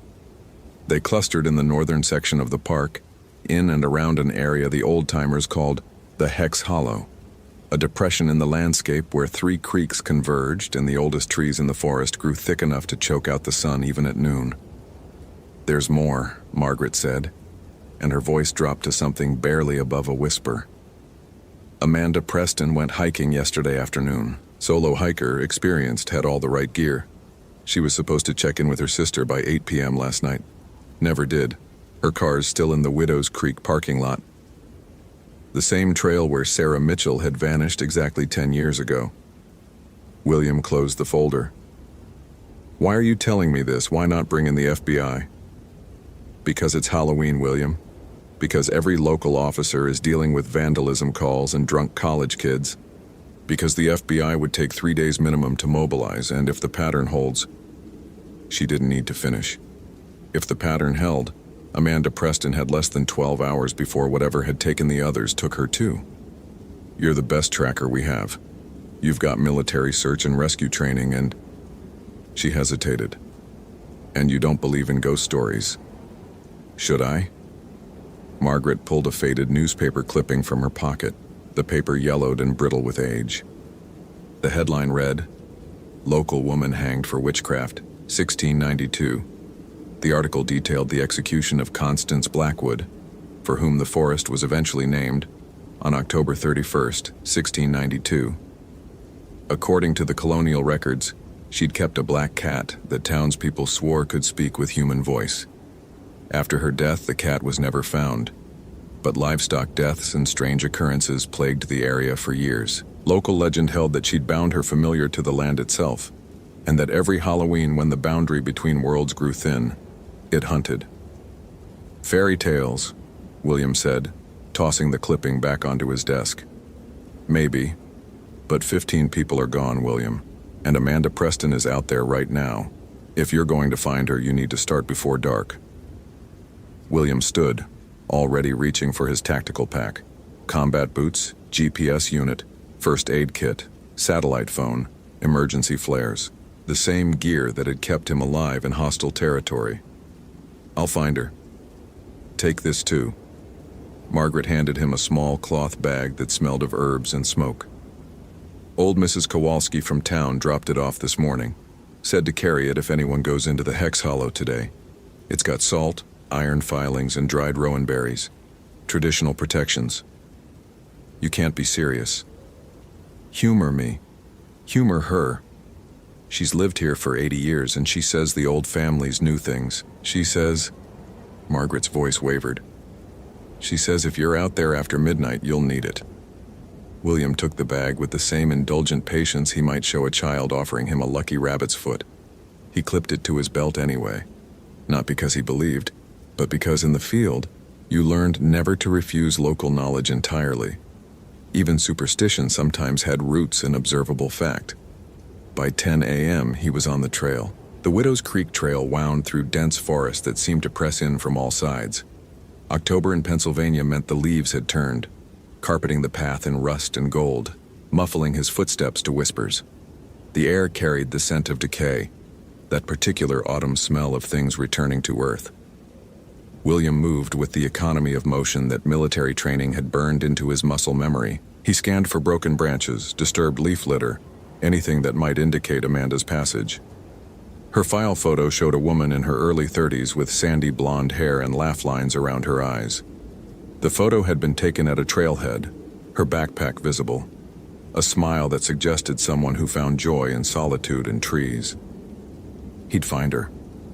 He'd extracted trapped soldiers from compounds under enemy fire. One lost hiker in a Pennsylvania forest was nothing. Except, the deeper he moved into the forest, the more he noticed the silence. No birdsong, no rustle of squirrels in the branches. The October woods should have been alive with animals preparing for winter. But instead there was only the sound of his own breathing and the soft crush of leaves beneath his boots. He checked his GPS. The device flickered, the signal wavering despite clear sky visible through the canopy. Technology glitch. Happened sometimes in heavy forest. By noon he'd reached the junction where Widow's Creek split into 3 tributaries. The Hex Hollow. The trees here were massive, old-growth oaks and chestnuts that had been saplings when the country was young. Their trunks were so wide that 3 men couldn't have joined hands around them. The canopy overhead wove together into a ceiling that reduced the midday sun to dim, greenish light. William found the first sign of Amanda 100 yards past the junction, a torn piece of fabric snagged on a blackberry bush. The color matched her jacket from the photo. He marked the location on his GPS and continued, following the faint trail. Broken twigs. A boot print in soft earth near the creek. She'd come this way. But so had something else. The second set of tracks made William stop. They were paw prints, but wrong. Too large for a dog, too splayed for a wolf. And Pennsylvania hadn't had a native wolf population in over a century. The prints appeared and disappeared seemingly at random, as if whatever made them had been leaping impossible distances between steps. He photographed them with his phone, noting that the camera's timestamp flickered between 12:47 p.m. and 00:00, the display glitching. Electronics failure. He'd file a report about potential magnetic anomalies in this area. The trail led him deeper into the hollow, to a clearing he didn't remember from any map. In the center stood a lightning-scarred oak, its trunk split and blackened, half dead but still clinging to life. Carved into the bark were symbols that made his eyes hurt to look at directly, spirals and crosses and shapes that seemed to writhe when seen peripherally. And at the base of the tree, arranged in a perfect circle, were jack-o'-lanterns, 14 of them, each carved with a different face, some grinning, some screaming, all with candles burning inside despite the afternoon light and the absence of any visitors who might have placed them here. The pumpkins had that fresh carved look, seeds and pulp still moist. But who would hike this deep into the forest to set up Halloween decorations where no one would see them? William approached carefully, his hand instinctively moving to his belt where he'd once carried a sidearm. Park rangers were allowed to carry, but he'd left his weapon at the station, thinking this was a search and rescue, not a combat operation. The 14th pumpkin was larger than the others, and its face was carved in perfect detail, eyes, nose, mouth all rendered with artistic precision. It looked almost like a portrait. He pulled out his phone to take a photo and felt his blood turn cold. The face carved into the pumpkin was Amanda Preston's face. He spun, scanning the clearing, his combat instincts screaming that he was being watched. Nothing moved. The forest remained silent, but he'd seen too much in war zones to ignore the prickling sensation between his shoulder blades, the ancient hindbrain warning that predators were near. Amanda. His voice echoed flatly, absorbed by the trees. Amanda Preston, if you can hear me, call out. No response, just the gentle hiss of wind through dead leaves. William examined the clearing more carefully. There, another piece of fabric, this one with blood on it. His trained eye assessed it as perhaps 2 tablespoons of blood, enough for a decent cut, but not life-threatening. The trail continued beyond the clearing, marked now with subtle signs: a disturbed mushroom patch, a freshly broken branch, and increasingly, those wrong paw prints. He pressed on. The afternoon wore on, the light growing thicker and more golden as the sun began its descent. By 4 p.m. he'd covered another 2 miles, following the trail deeper into territory even he'd never fully explored. The vegetation changed here, becoming twisted and strange. Trees grew in spiral patterns. Mushroom rings appeared with mathematical precision. And everywhere that oppressive silence. His satellite phone refused to connect. The GPS had given up entirely, the screen frozen on a cascade of error messages. He had a compass and map as backup. Old technology, reliable technology, the kind of tools that had guided soldiers for centuries before satellites. Except his compass was spinning. Slowly, but continuously, the needle rotating through all points without settling on north. That was impossible. Compasses didn't do that. Even near strong magnetic deposits, they'd point consistently toward the disturbance. They didn't just spin like a lazy casino wheel. For the first time since entering the forest, William felt something he hadn't experienced in his entire military career: the cold touch of genuine unease. He was trained for combat, for survival, for navigating hostile territory with unreliable intelligence. But this defied his understanding of how the world worked. And things that defied understanding were things that could kill you. The sun touched the horizon at 5:47 p.m., and the forest changed. It was subtle at first, a shift in the quality of light, the green-gold afternoon darkening to bruised purple. The temperature dropped precipitously, his breath suddenly visible in clouds. And from somewhere distant, or perhaps somewhere very close but somehow muffled, came a sound that raised every hair on William's neck. A cat's yowl, but huge, reverberant, carrying a timbre that no cat should possess. It sounded almost like a human scream shaped into feline vowels, and it echoed through the hex hollow with deliberate malice. William unslung his pack and pulled out his high-powered flashlight. The beam cut through the gathering dusk, illuminating trees that now seemed to lean inward, their branches like grasping fingers. He also pulled out the bag of herbs and iron that Margaret had given him, opened it. The smell of the contents was sharp, almost acrid. "Superstitious nonsense," he muttered. But his hands, acting on some instinct deeper than rational thought, began sprinkling a thin line of the mixture in a circle around his position. As the sun disappeared completely and true night fell over the forest, William heard voices. They came from the direction he'd been traveling, multiple voices overlapping, some calling for help, others screaming, still others whispering in languages he didn't recognize. He strained to hear words and caught fragments. "Help me, please, God, it's following. Thought I saw the trail, but it just keeps... Not an animal. It's not an animal, it stands up and... Amanda!" William shouted into the darkness. "Amanda Preston!" The voices stopped abruptly, cut off as if by a switch. In the silence that followed, he heard something moving through the underbrush. Not thrashing, not stumbling. Moving with fluid purpose, circling his position. He swept his flashlight beam across the trees and caught a reflection. 2 eyes, gleaming yellow-green, positioned about 4 feet off the ground. Cat eyes, but far too large, each the size of a fist, and containing an intelligence that made his stomach clench. The eyes blinked slowly, deliberately. Then they were gone. William's training took over, the calm detachment that had kept him alive in firefights and ambushes. He marked time, assessed threats, formulated plans. The presence, whatever it was, had circled his position 3 times now, always staying just beyond the reach of his flashlight, testing him, evaluating. At 8:23 p.m., his flashlight beam caught something tied to a tree branch about 20 yards from his position. A piece of fabric fluttering in the breeze. Amanda's jacket. He recognized the color and the tear pattern from the earlier piece he'd found. It was bait. Every instinct told him it was bait. But Amanda Preston was out here, alive or dead, and he was her only chance of getting home. William stepped over his circle of salt and iron, moving toward the jacket. The moment his boot crossed the line, the forest erupted with sound. The voices returned, dozens of them now, screaming and pleading and laughing with manic intensity. The cat yowl came again, so close it seemed to vibrate inside his chest cavity.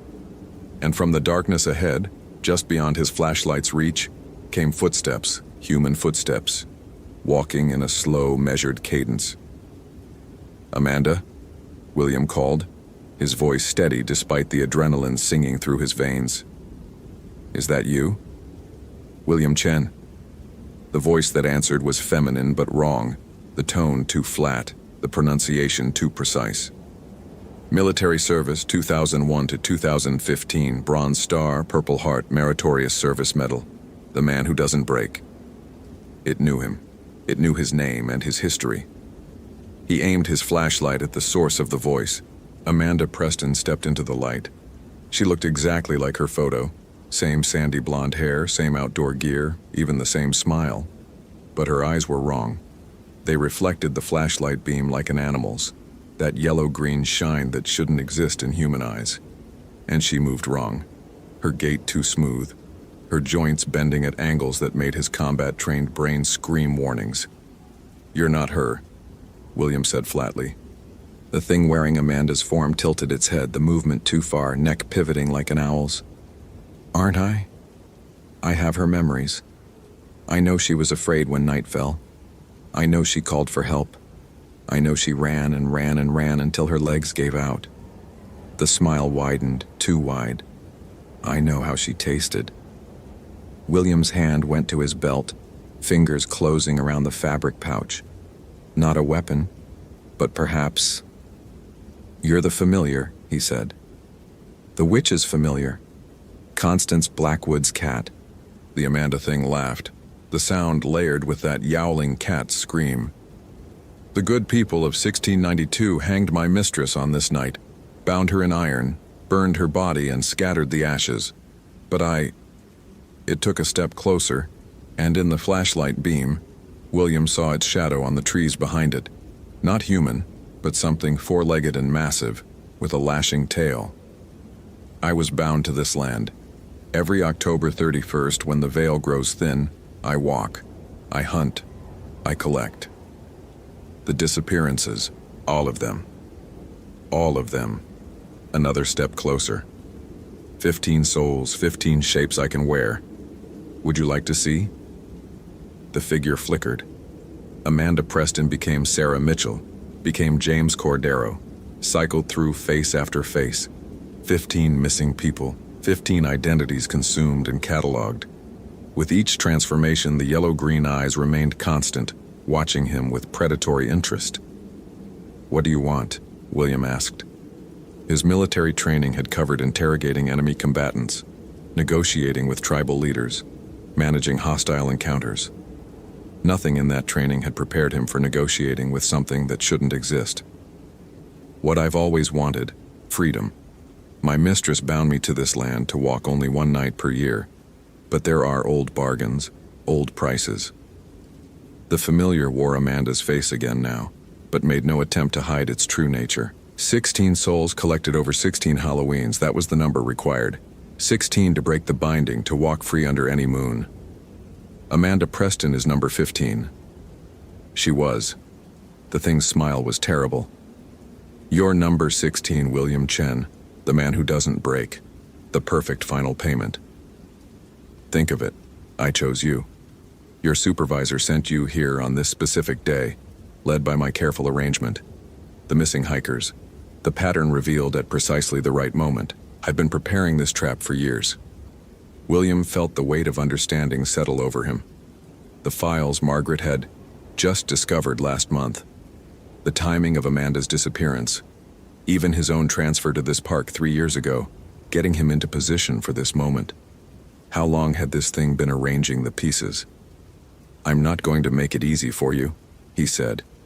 The familiar laughed again. "I never expected you would. That's why I chose you, soldier. The ones who break easily aren't suitable for the final binding. I need strength, I need will. I need someone whose spirit has been tested and refined. It took another step, and now William could smell it. Not Amanda's perfume, not human scent at all, but something animal and ancient and other. Run if you like. Fight if you must. It doesn't matter. You're in the Hex Hollow on Halloween night, and the veil is thin. This is my place, my time, my power. William did what he'd been trained to do. He assessed the tactical situation. He was outnumbered, 1 versus 1, but the one possessed capabilities he couldn't match. Outmaneuvered, the familiar knew this terrain intimately, and outgunned, no weapons effective against something that shouldn't exist. In combat, when every advantage went to the enemy, you created chaos. You changed the rules. He hurled his flashlight directly at the familiar's face and ran. Behind him, that terrible cat scream split the night. William crashed through the underbrush, branches tearing at his clothes, his combat boots finding purchase on uncertain ground. He had no light now, only the faint illumination of a moon just beginning to rise, and the forest had become a maze of shadows and obstacles. But he'd run night operations in Afghanistan. He'd evaded Taliban patrols in mountain darkness. He knew how to move when moving meant survival. The familiar pursued. He could hear it behind him, sometimes on 2 legs, sometimes on 4, the sound of its passage changing with its form. And it was playing with him. He realized that with cold clarity. It could have caught him already if it wanted. It was hurting him, driving him toward some destination of its own choosing. William changed direction, angling away from where the thing wanted him to go. He vaulted a fallen log, splashed through a creek that wasn't on any of his maps, and emerged in another clearing. This one had 13 jack-o'-lanterns arranged in a circle. The faces were the same he'd seen earlier, minus Amanda's. And in the center of the circle, tied to a stake like a parody of a witch burning, was Amanda Preston. The real Amanda Preston. She was alive. He could see her chest rising and falling, but unconscious. Her blonde hair was matted with blood from a head wound, and her exposed skin was covered in scratches and what looked like bite marks. Small bite marks, cat-sized. "You found her!" The familiar's voice came from the darkness behind him, delighted. "I knew you would. You're a rescuer, after all. It's what you do." William approached Amanda carefully, scanning the perimeter. This was another trap, obviously, but what choice did he have? Leave her here to be this thing's sacrifice? He reached Amanda and began working on her bonds. The ropes were old, fraying, tied with knots he didn't recognize. As his fingers worked, Amanda's eyes fluttered open. "Run," she whispered, her voice raw from screaming. "It's been all day, playing games. Run. I'm not leaving you. Stupid soldier, stupid brave, it wants both of us." The familiar stepped into the clearing, and now it made no attempt to maintain a human form. What entered the circle of jack-o'-lanterns was something that hurt to look at directly, a shape that flickered between cat and woman and something that was neither. Its size fluctuated, sometimes small as a house cat, sometimes large as a tiger. The only constants were those yellow-green eyes and the intelligence burning within them. "You were always going to choose her," the familiar said. "That's who you are, the protector, the rescuer, even when you know it's a trap." It began to circle them, its form solidifying into something resembling a massive black cat with too many joints in its legs. "My mistress chose me because I understood the hearts of humans.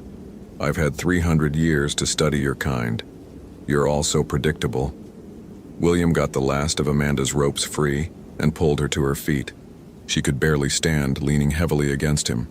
Both of them in the center of the circle now, surrounded by grinning jack-o'-lanterns and a creature from a nightmare that shouldn't exist. Midnight. The familiar purred. 3 hours until midnight, when the veil is thinnest and the old bargains can be fulfilled. Until then, let's play. It attacked. William had faced enemy combatants, had been in close quarters combat more times than he could count. But nothing in his training had prepared him for fighting something that moved faster than thought, that flickered between solid and shadow, that struck from impossible angles. He felt claws rake across his shoulder, tearing through his jacket.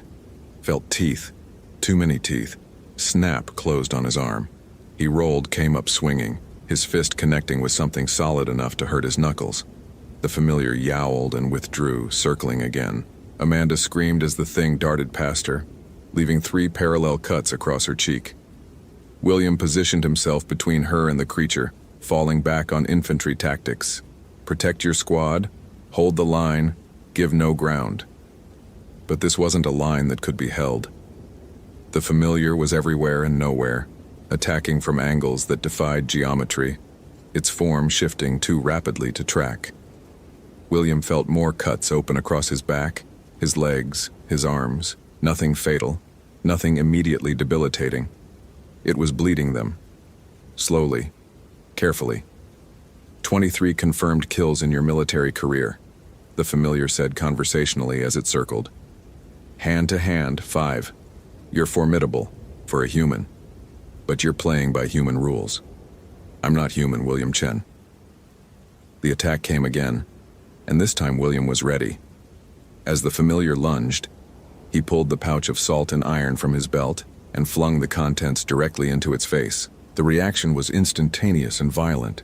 The creature recoiled, screaming in a voice that was simultaneously cat and woman and a dozen other throats. Its form destabilized, flickering rapidly between shapes. Where the mixture had struck its fur, or skin, or whatever it was made of, wisps of smoke rose. Iron, it hissed. Old magic, small magic, weak magic. But it kept its distance now, circling more cautiously. You can't have much of that left. And the night is young. William looked at Amanda. She was barely conscious, shock setting in from blood loss and trauma. They needed shelter, needed defensible ground, needed...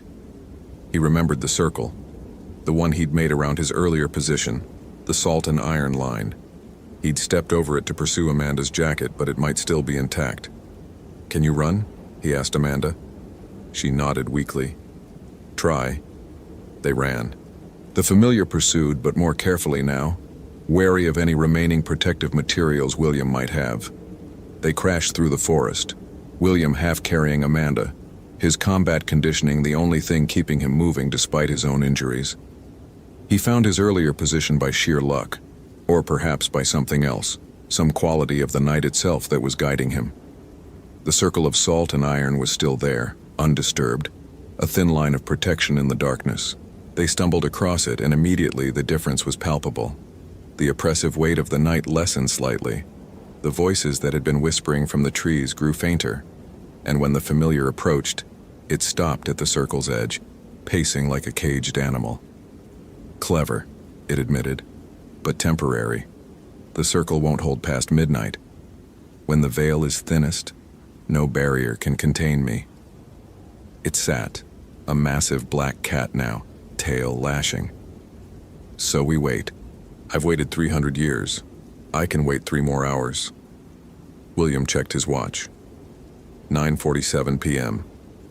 2 hours and 13 minutes until midnight. He tended to Amanda's wounds as best he could with his first aid kit, binding the worst of the cuts, cleaning the bites. She was going into shock, trembling despite the thermal blanket he wrapped around her shoulders. 15 people, she whispered.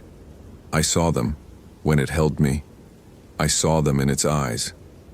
They're still alive somehow, trapped inside it, screaming. William looked at the familiar, still sitting patiently beyond the circle. The souls you collected, you didn't just kill them. Of course not, the familiar said. I consumed them, took their forms, their memories, their very essence. They're part of me now. And at midnight, when I take you both, I'll have everything I need. 16 souls to break the binding. 16 sacrifices on 16 Halloweens, spread across 3 centuries of patience. Why this specific number? Why 16? The familiar's yellow-green eyes gleamed with something like satisfaction at being asked. Even ancient predators, William realized, enjoyed explaining their superiority.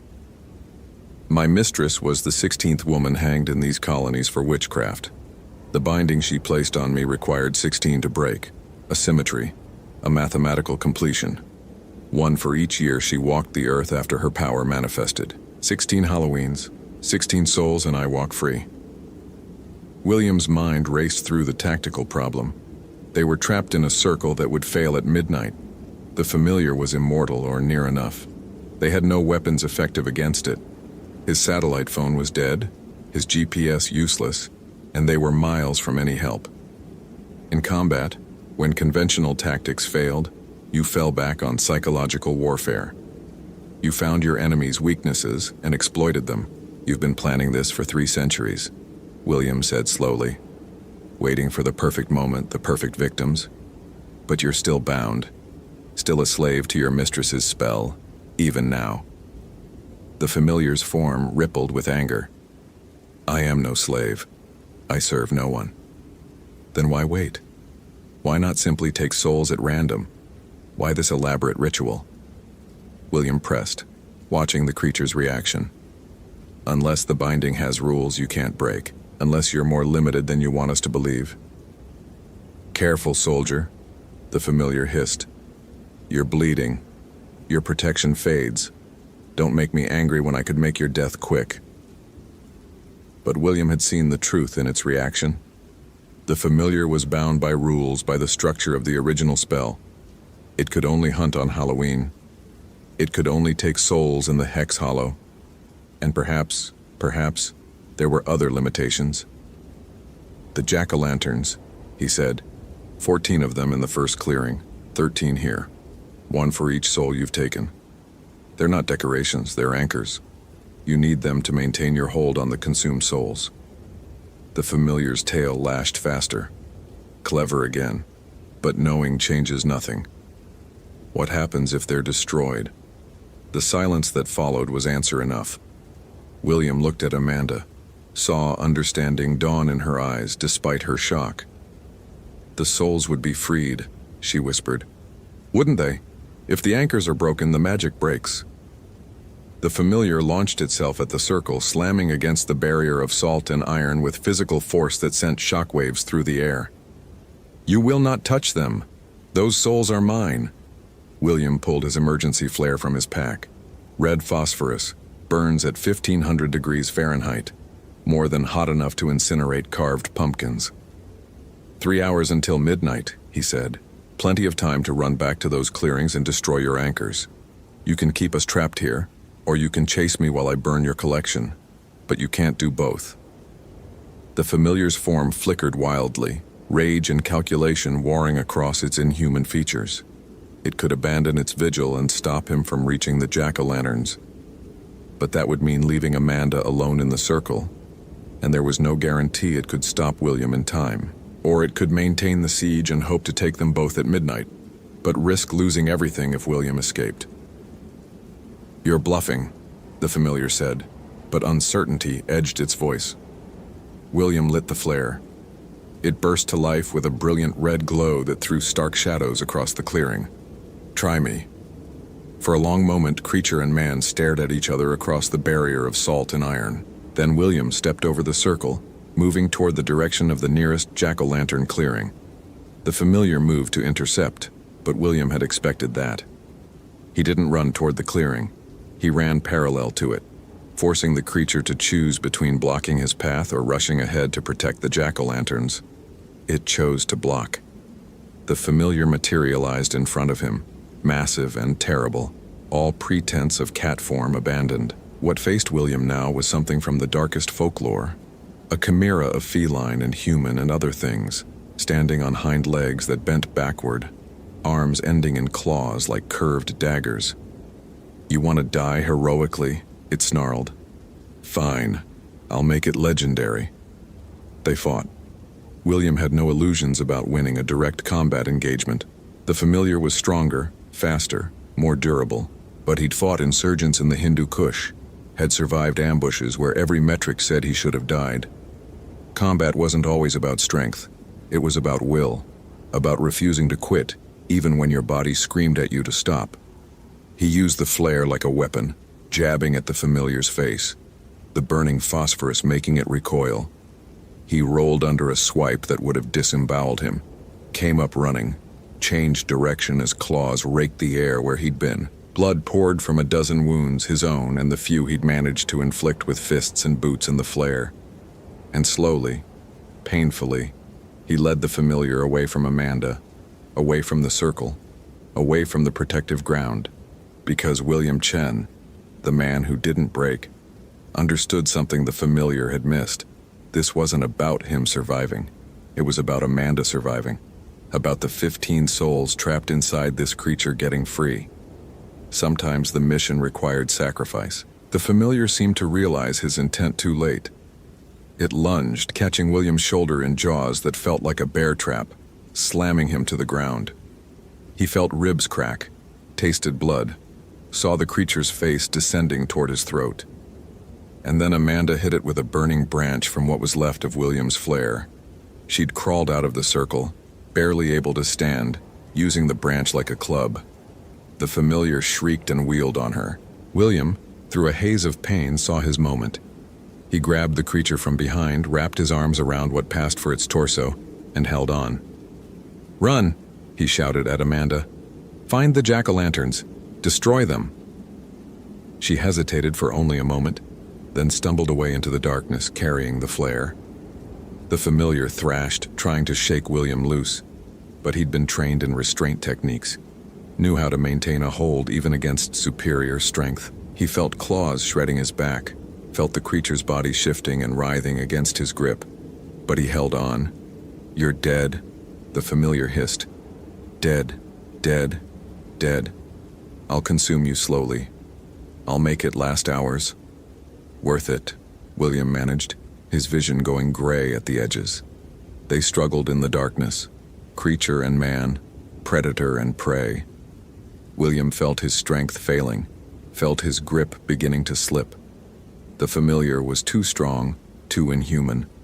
But he'd bought time, maybe enough time. From somewhere in the distance came Amanda's voice, triumphant and terrified at once. "I found them." The familiar went berserk, throwing William off with desperate violence. He hit a tree hard enough to knock the air from his lungs, slid to the ground unable to move. The creature bounded away toward Amanda's voice, its form elongating as it ran. William dragged himself upright. Every movement was agony. Broken ribs, definitely. Deep lacerations across his back and arms, possible internal bleeding. But Amanda needed more time. He forced himself to run, following the familiar's path. He emerged in the clearing with 13 jack-o'-lanterns, just as Amanda touched the flare to the nearest pumpkin. It burst into flame with a sound like a human scream. The familiar convulsed, its form becoming unstable. Where the jack-o'-lantern had been, something else was emerging, a translucent figure barely visible in the firelight. Sarah Mitchell, the first victim. Free. No! The familiar lunged at Amanda, but William intercepted, tackling it mid-leap. They crashed into another jack-o'-lantern, and it too caught fire. Another scream, another soul emerging like smoke from a bottle. The familiar was weakening, its form flickering between shapes rapidly now. 300 years, it wailed. 300 years of patience. Amanda moved through the circle systematically, touching the flare to each jack-o'-lantern. With each one destroyed, another soul emerged and the familiar diminished, its massive form shrinking, its power draining. By the 8th jack-o'-lantern, it was cat-sized again. By the 11th, it could barely hold physical form. William's watch read 11:53 p.m. 7 minutes to midnight. The last jack-o'-lantern was the largest, the one carved in Amanda's likeness. She paused before it, looked at the creature that was now barely more than a shadow with yellow-green eyes. "You were bound to this land by your mistress," she said. "But she's been dead for 300 years. You could have been free. You could have let go. Instead, you chose to keep killing, keep consuming, keep hunting." She touched the flare to the pumpkin. "I hope whatever comes next you find peace, but not here. Not like this." The final jack-o'-lantern ignited, and the familiar's scream split the night. It was a sound of rage and loss, and something that might have been relief. Its form came apart like smoke in wind, the yellow-green eyes dimming, fading, finally going dark. The 15 souls, all of them, transparent and ethereal but undeniably present, stood in a circle around the clearing. They looked at William and Amanda, and one by one they nodded. Thanks or acknowledgement or goodbye. Then they faded, not destroyed but released, free to go wherever souls go when they're no longer bound. The oppressive weight lifted from the forest. Somewhere a bird sang, impossible at midnight but happening anyway. The temperature rose to normal October levels, and when William checked his phone, the time read 11:59 p.m., and the GPS signal was back, showing their location precisely. They'd won. Barely, bloodily, but they'd won. Amanda collapsed and William caught her, both of them too wounded and exhausted to do more than sit in the dirt among the burning pumpkins. In the distance, he could hear sirens. Someone, maybe Margaret, had sent search and rescue.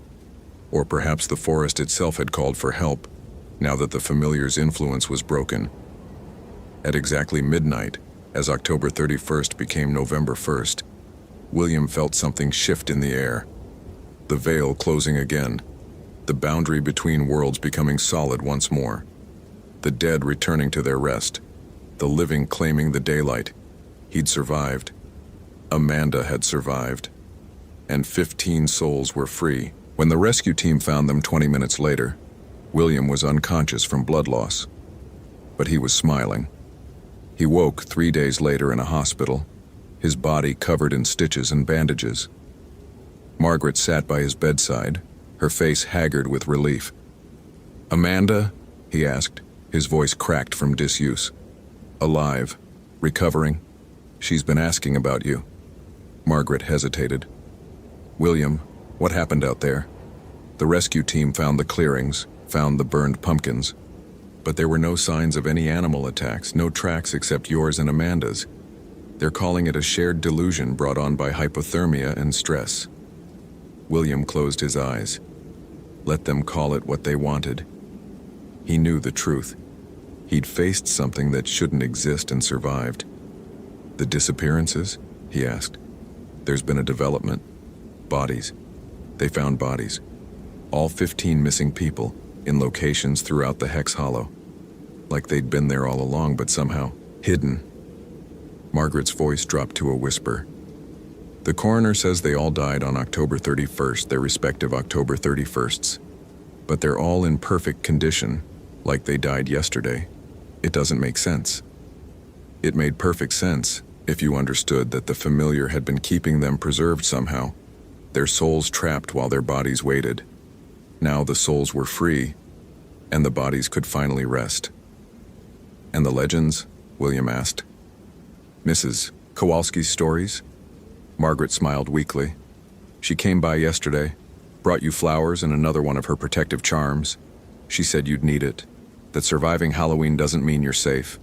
The old families remember things," she said. "They remember that some debts pass down through generations and some hunts never truly end."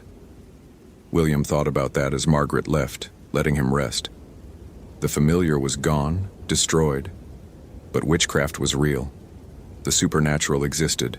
The veil between worlds thinned every Halloween, and who knew what else might walk through. He was still thinking about it a week later, when he returned to duty, limping but alive. He'd filed his report, a sanitized version about an aggressive wildlife encounter and a successful rescue. No one believed it entirely, but no one could prove otherwise. On his desk, he found a new folder, missing persons cases from other national parks. He opened it reluctantly, already knowing what he'd find: patterns, dates, disappearances clustered around specific times of year. Not just Halloween, but other days when tradition said the veil grew thin. Midsummer's Eve, the winter solstice, Walpurgis night. Whatever he'd faced in the Hex Hollow, it wasn't unique. It was just one thread in a much larger tapestry of things that shouldn't exist but did. William Chen, the man who didn't break, looked at the evidence of horrors he'd never imagined existed before that Halloween night. He thought about the 15 freed souls, about Amanda's survival, about his own scars that would never fully fade. Then he started reading the files, Because someone had to. Someone had to stand watch. Someone had to face the things that came through when the veil grew thin. He'd been a soldier. Now he was something else. A guardian against threats that most people didn't believe in and couldn't fight. It was going to be a long career. Outside his office window, the November sun shone bright and clean, burning away the last remnants of Halloween fog. But William knew the truth now. There were older, deeper darknesses than any November sun could reach. And every year, on October 31st, those darknesses would rise again. He just had to be ready when they did. The folder stayed open on his desk. The first case was in Oregon, dated December 21st, the winter solstice. 5 disappearances over 20 years, all on the longest night of the year. William picked up the phone and called Margaret. "I'm going to need more of Mrs. Kowalski's charms," he said. There was a long pause on the line. Then, "I'll make the arrangements." "William, are you sure about this?" He looked at his reflection in the office window. The new scars, the harder eyes, the man who'd gone into the Halloween forest believing in training and tactics, and emerged knowing that faith and folklore sometimes mattered more. "I'm sure," he said, because stone-faced William, the man who didn't break, had found his new mission. The world was wider and stranger and more dangerous than he'd ever imagined, but that just meant it needed guardians who understood that truth. He'd survived Halloween 2018. He'd face whatever came next. The Hex Hollow stood empty now, the jack-o'-lanterns reduced to ash, the familiar destroyed. But in shadows and forgotten places, other things waited. Other ancient bargains sought fulfillment. Other nights of power approached. And when they came, William Chen would be ready. The dead could rest now. The living would keep watch. That was enough. The end. I hope this Halloween literary experience has haunted you. The familiar is destroyed, but the scars, both physical and psychological, remain. What moment terrified you most? The discovery of the pattern? The familiar wearing stolen faces? The midnight confrontation? Happy Halloween. And remember, the veil grows thin again next October 31st. The morning of October 31st, 2014, broke cold and gray over Blackwood National Forest, the kind of autumn dawn that promised an early dusk. William Mercer stood in the ranger station, pouring his third cup of coffee while his colleague Danny Chen decorated the bulletin board with paper bats and plastic spiders. William snorted, shaking his head at the display. "You know we're not an elementary school, right?" William said, his voice dripping with the particular condescension he reserved for what he called superstitious nonsense. He was 43, lean and weathered from 2 decades of park service, and prided himself on being the most rational man in 3 counties. Danny didn't look up from tacking an orange streamer across the weather alerts. "It's Halloween, Will. Lighten up. Besides, the kids doing the nature hike this afternoon will love it." "Halloween," William muttered, returning to his incident reports. "Celtic New Year, Harvest Festival, All Hallows Eve. You know what it really is? Marketing. Corporate America selling plastic masks and diabetes." He'd given this speech before, many times, especially during his 22 years at Blackwood. Every October 31st brought the same tired parade of local legends, the same warnings from the old-timers in town, the same ridiculous protocols that the previous station chief had implemented before his retirement. "You don't believe any of the stories?" Danny asked, finally turning around. He was young, barely 26, still green enough to find wonder in the forest, rather than just seeing acres to patrol and tourists to manage. "Stories." William's laugh was sharp. "You mean the Witch of Blackwood? The one who supposedly cursed this place 300 years ago? Danny, I've worked Halloween night for 22 straight years. You know what happens? Teenagers try to drink beer at the Overlook. Someone always forgets to douse their campfire properly, and I spend 8 hours doing exactly what I do every other night." 22 years? Danny's eyes widened. "And nothing strange?" "Nothing strange," William confirmed, sipping his coffee. "No ghosts, no goblins, no familiars prowling the woods. It's a forest. Trees, animals, geology, that's it." He gestured at the mandate posted on the wall, the one requiring rangers to work in pairs on Halloween night, to carry salt and iron, to mark their routes. This superstitious garbage, it's a liability, makes us look unprofessional. The radio crackled. Sarah's voice came through from the north checkpoint. Base, we've got the Hamilton group checking in for their overnight permit. Should be setting up at Ravens Point by nightfall. William picked up the radio. Copy that. Remind them about fire safety and food storage. And Sarah, don't mention the holiday nonsense. We're rangers, not tour guides for a haunted hayride. There was a pause, then, Will, it's tradition. The old protocols exist for a reason. The old protocols exist because Chief Morrison was superstitious and probably senile, William shot back. Just do your job. He set the radio down harder than necessary. Danny had stopped decorating, watching him with an expression William couldn't quite read. You know Jennifer Martinez is hiking solo today, right? Up to the old burn area near Hangman's Hollow. William frowned. Jennifer was a regular, a 34-year-old wildlife photographer who knew the park better than most of his rangers. But hiking solo on Halloween to that particular area, why would she go there today? She said something about the light being perfect this time of year. And Danny hesitated. She wanted to photograph the witch stones. The witch stones. A circle of rocks near the site where, according to local legend, a woman named Abigail Cord had been executed for witchcraft in 1714. The historical records confirmed a woman had died there, but William had always assumed it was just another tragic case of colonial paranoia. The curse that supposedly followed was pure folklore, embellished over generations of campfire tales. Jennifer's a grown woman with a permit, William said. She can hike wherever she wants. Even on Samhain? Danny's voice was quiet. William's jaw tightened. Don't call it that. It's October 31st, a date on a calendar. He grabbed his jacket and park radio. I'm doing the southern perimeter check. You handle the nature hike group when they arrive. As he stepped outside, the cold hit him immediately. It was colder than the forecast had predicted, cold enough that his breath misted heavily. The parking lot was empty except for his truck and Danny's sedan, but someone had been busy. 3 jack-o'-lanterns sat on the split-rail fence at the forest entrance, carved with elaborate, almost professional detail. Their triangular eyes seemed to track him as he approached. William hadn't authorized any decorations outside the station. He examined the pumpkins more closely, looking for a card or signature. Nothing. The carvings were strange too, not the simple faces he remembered from childhood.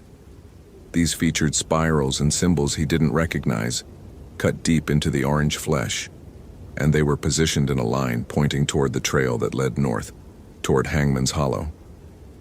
Danny, he called back toward the station. Did you put these here?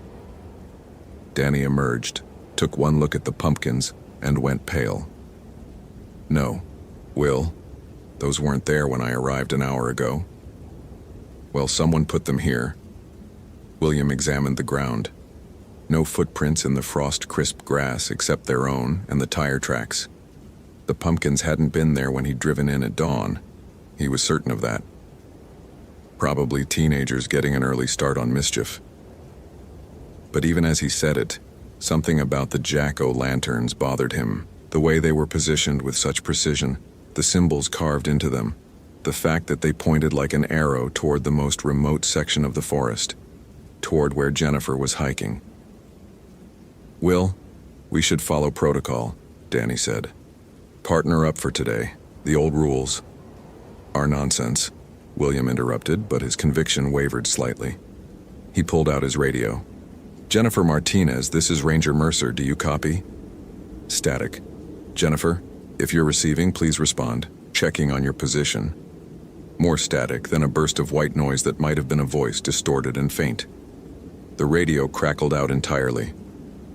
Atmospheric interference, William said, though he'd never had this much trouble with the radios before. I'll drive out to Hangman's Hollow, make sure she's okay. You stay here and manage the station. Will, that's an order, Danny. William climbed into his truck, started the engine, and pulled out of the parking lot.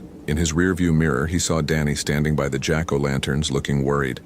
Behind Danny, barely visible in the tree line, something black moved. William's eyes snapped back to the mirror, but whatever he'd seen was gone. Just shadows, just branches in the wind.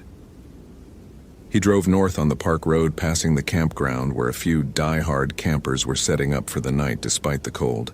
The forest pressed close on both sides, and as the morning wore into afternoon, the sky never seemed to brighten. The gray ceiling of clouds hung low, pregnant with the threat of rain or worse. This was bear country, mountain lion territory, a landscape that demanded respect. But it wasn't supernatural. It was ecology, weather patterns, the simple mechanics of wilderness. The radio in his truck crackled occasionally, bursts of static that sounded almost like words, almost like whispers. William ignored it, focused on driving. He'd reach Hangman's Hollow in another 20 minutes, confirm Jennifer was fine, maybe give her a friendly warning about hiking solo, and head back before the day trip tourists arrived for their Halloween photo opportunities. That's when he saw the second jack-o'-lantern. It sat in the middle of the road, right at the turnoff for the Hollow access trail. William slammed the brakes, his truck skidding slightly on the gravel. The pumpkin was identical to the ones at the station, the same spiral symbols carved deep, positioned to face him directly.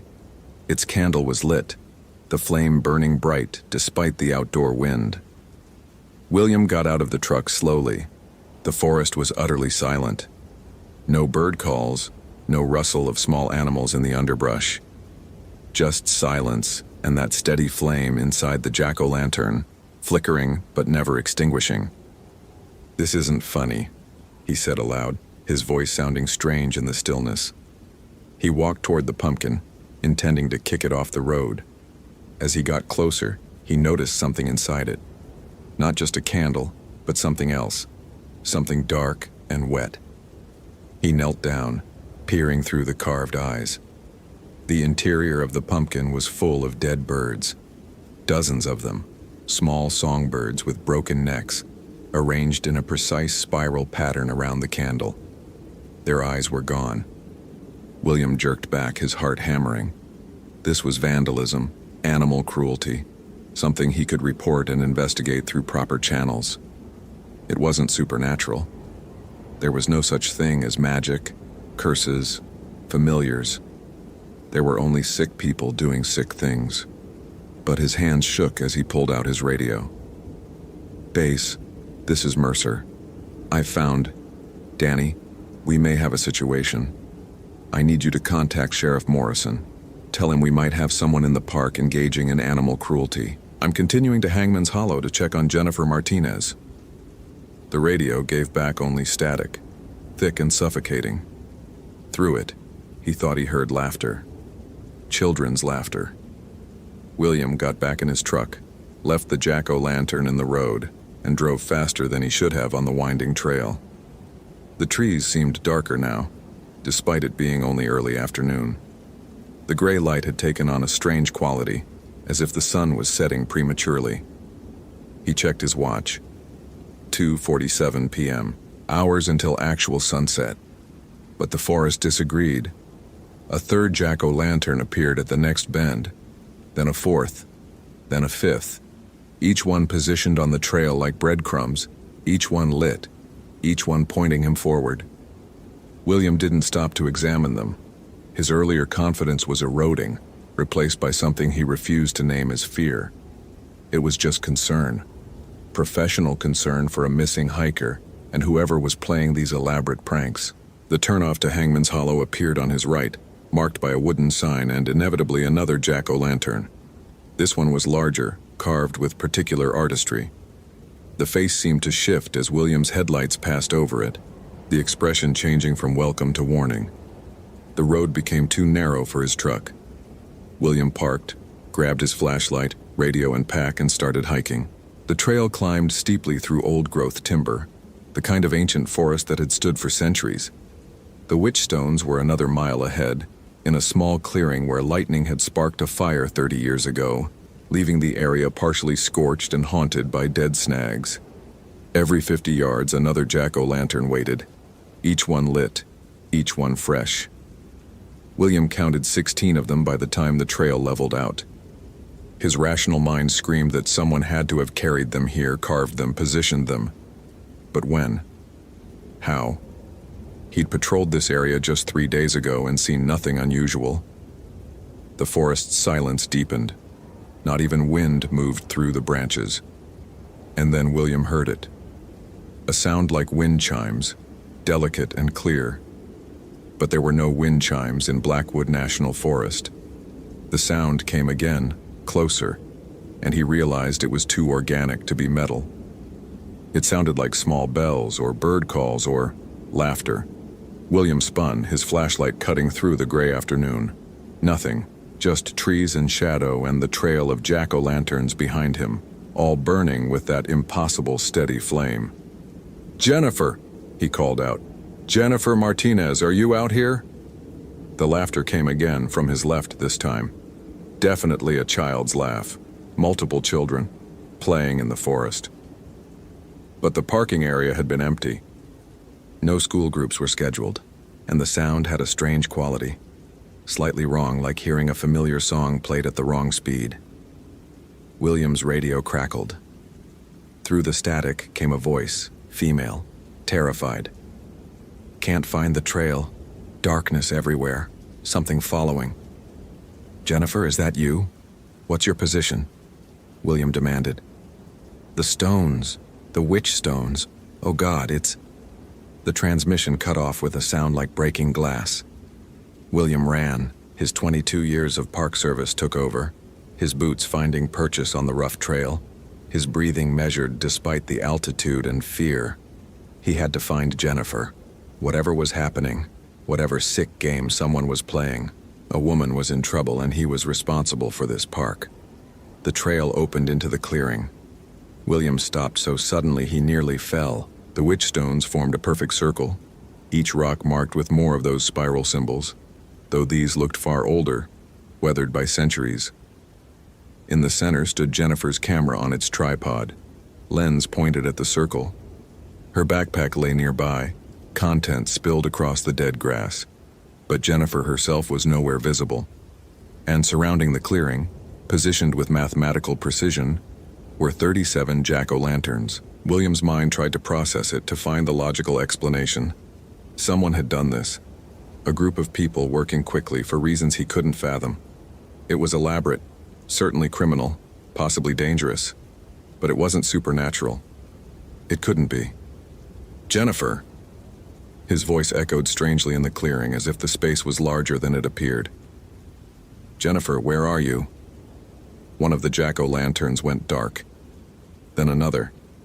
Then another. They extinguished in sequence, creating a pattern, a spiral moving inward toward the witch stones. William's flashlight seemed dimmer, struggling against the encroaching darkness, even though by his watch it was only 3:15 p.m. The last jack-o'-lantern to go dark was the one at the northern edge of the clearing. As its flame died, something moved in the trees beyond it. William's flashlight beam found it, and his breath caught. A cat, just a black cat, sitting on a fallen log, watching him with eyes that reflected his light in an amber glow. But no house cat should be this deep in the forest, and no cat he'd ever seen had eyes quite that shade, quite that bright. "Here, kitty," William said automatically, stupidly. The cat tilted its head and he could have sworn it smiled. Then it spoke. Not meowed. Spoke. In a voice like wind through dead leaves, it said, "She's ours now. The familiar takes what's offered. But you, William Mercer, you who mock the old ways, you who scorn the thin times, you may still choose." William's flashlight fell from his hand, hit the ground, rolled. The beam spun crazily across the clearing, briefly illuminating Jennifer. She stood inside the circle of witch stones, but not standing normally. She floated, suspended 3 feet above the ground, her head thrown back, her mouth open in a silent scream. Her skin had taken on a gray pallor like stone, like she was transforming into something ancient and lifeless. William tried to move, to run to her, but his legs wouldn't obey. The black cat jumped down from the log and walked toward him, its movements liquid and wrong, joints bending at impossible angles. As it came closer, it grew. First to the size of a dog, then larger still, until it stood as tall as a man, walking on 4 legs that looked more like shadows than flesh. 22 Halloweens, the creature said, its voice multiplying into a chorus. 22 Samhains you've worked these woods. 22 times you've walked past our signs, ignored our warnings, mocked our feast. The witch knew you would come. Abigail Cord sees all who disrespect her grave. This isn't real, William whispered. Hallucination. Carbon monoxide. Something in the water. The familiar laughed, and the sound was every cat he'd ever heard yowling in heat. Every screech of brakes before a collision. Every child crying in the night. The veil is thin, denier. On this night we cross. On this night what was bound becomes free. And the disrespectful, the mockers, the fools, and they feed the familiar. More shapes emerged from the trees. Not one cat, but dozens. Hundreds. A flowing tide of black fur and amber eyes, moving in perfect synchronization. They circled the clearing, and where their shadows touched, the jack-o'-lanterns reignited one by one, but burning with a blue flame now, cold and terrible. William finally managed to move, stumbling backward, reaching for his radio. It crackled with that same child's laughter, now clearly malevolent. Through the static came voices, dozens of them, speaking in unison. The familiar feeds, the familiar grows, the familiar takes what Samhain allows. Jennifer's body jerked in midair, her eyes snapping open but showing only white. Her mouth moved, and impossibly her voice came from all around him. I thought I could photograph them, capture proof. I stayed after sunset on purpose. I wanted to see if the stories were true. Will, the stories are true. The stories are so true, and it hurts. It hurts to become. Her words dissolved into a scream that came from the earth itself. The massive cat thing lunged. William threw himself sideways, rolling through dead leaves and dirt. He grabbed his flashlight, swung it like a weapon. The beam caught the creature full on, and for just a moment he saw its true form. Not a cat at all, but something older, something made of shadow and malice and ancient hunger, wearing the shape of an animal like a person might wear clothes. Iron, William gasped, remembering the old protocols, the superstitious rules he'd mocked, the rules that mentioned cold iron and salt. He fumbled in his pack. Did he have anything? His knife, his ranger knife with the steel blade. The familiar struck again, faster than anything living should move. William felt claws rake across his shoulder, tearing through his jacket, his shirt, his skin. The pain was immediate and white-hot, but worse was the cold that followed, seeping into the wounds like ice water into cracks. He fell, hit the ground hard, tasted blood and earth. The familiar loomed over him, and he could see into its eyes now, see the intelligence there, the cruel patience.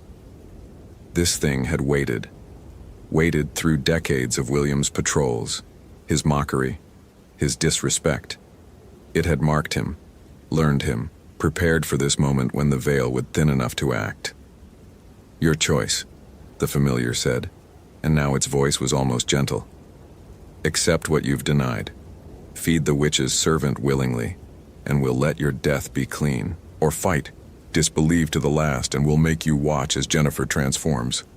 We'll make you understand every moment of your unmaking. William's hand found his knife, drew it. The blade was steel, not iron, but maybe close enough. Maybe the old protocols had some truth in them, some kernel of wisdom beneath the superstition. Go to hell, he managed. The familiar's laugh was like shattering ice. Hell? Mortal, we came from somewhere far older. It lunged again, and William raised the knife, a desperate gesture, and the blade caught the creature's forelimb. The familiar shrieked, a sound that shattered the remaining jack-o'-lanterns, sending flaming pumpkin flesh in all directions. Where the steel had cut, the shadow flesh hissed and bubbled, a wound that glowed with a sickly yellow light. Ironkin, the familiar spat. Steel kissed with the old blood. You carry protection unknowing. William didn't understand, didn't care. He scrambled to his feet, knife held out, backing toward Jennifer. If he could reach her, if he could cut her down from whatever force held her. The small cats, the hundreds of them, closed in tighter.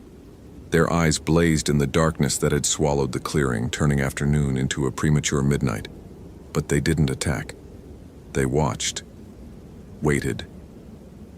"The veil closes at dawn," the large familiar said, changing tactics, circling him.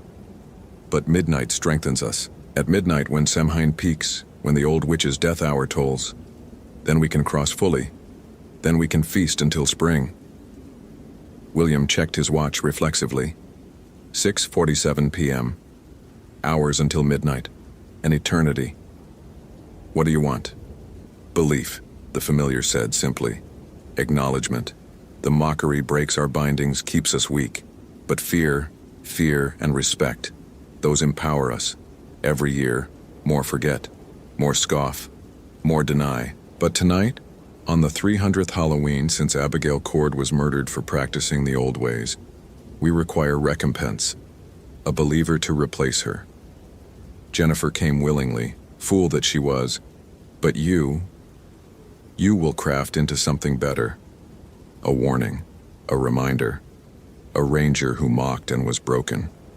Jennifer screamed again, and William saw her hands had turned completely to stone now, gray and lifeless. The transformation was spreading up her arms. "No," William said, and meant it, felt it. Every cell of his rational mind rebelled, but what choice did he have in the face of evidence? The impossible was happening. The supernatural was real. His worldview, his certainty, his 22 years of smug disbelief. All of it crumbled like the jack-o'-lanterns around him. "I believe," he said, hating himself. "I believe in the curse. I believe in the familiar. I believe the old ways had power." The familiar tilted its massive head. "Do you? Or do you merely lie to save your skin and hers?" William looked at Jennifer, saw her agony, saw the stone creeping across her chest toward her heart. He thought of Danny back at the station, probably trying to raise him on the radio. He thought of all the warnings he'd dismissed, all the protocols he'd called foolish. He thought of the knife in his hand and the superstitions about iron and steel. "I believe," William said again, "that you're a goddamn animal, and I'm a park ranger." He threw the knife. It wasn't a good throw. William had never been trained in knife throwing, and his wounded shoulder made his arm weak. But the blade tumbled through the air, caught firelight, and by pure luck, or perhaps something else, it struck the familiar's chest. The creature exploded into 1,000 shrieking forms, black birds erupting in all directions, wings beating the air into chaos. The smaller cats scattered, becoming smoke, becoming shadow, becoming nothing, and Jennifer dropped, falling hard to the earth inside the witch circle. William ran to her, pulled her out from between the stones. Her skin was still partially gray, still partially transformed, but her eyes opened and met his. "You heard it," she gasped. "But you can't kill it. Not really. It's not alive the way we understand. It's bound to this place, to the witch's bones, to Halloween itself." "Then how do we survive?" William asked, checking her pulse, her breathing. She was alive but cold. So terribly cold. "Salt," Jennifer said. "Fire. The old protections. They're not superstitions, Will. They're instructions. Recipes for survival passed down because they work." William looked around the clearing. The jack-o'-lanterns were mostly destroyed, but some still burned with that cold blue flame. And in his pack, he had emergency flares. Road salt for his truck in winter. "Can you walk?" he asked Jennifer. "I don't think so. My legs." She looked down, and he followed her gaze. Her feet were still stone immobile weights.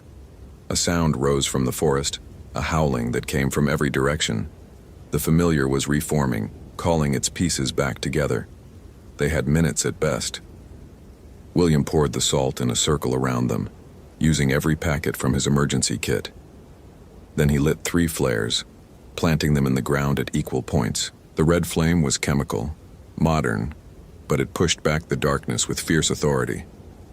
In folklore, Jennifer said, her voice weak, the familiar serves the witch, Abigail Cord, but she's dead. She was hung and burned 300 years ago. So what's it really serving?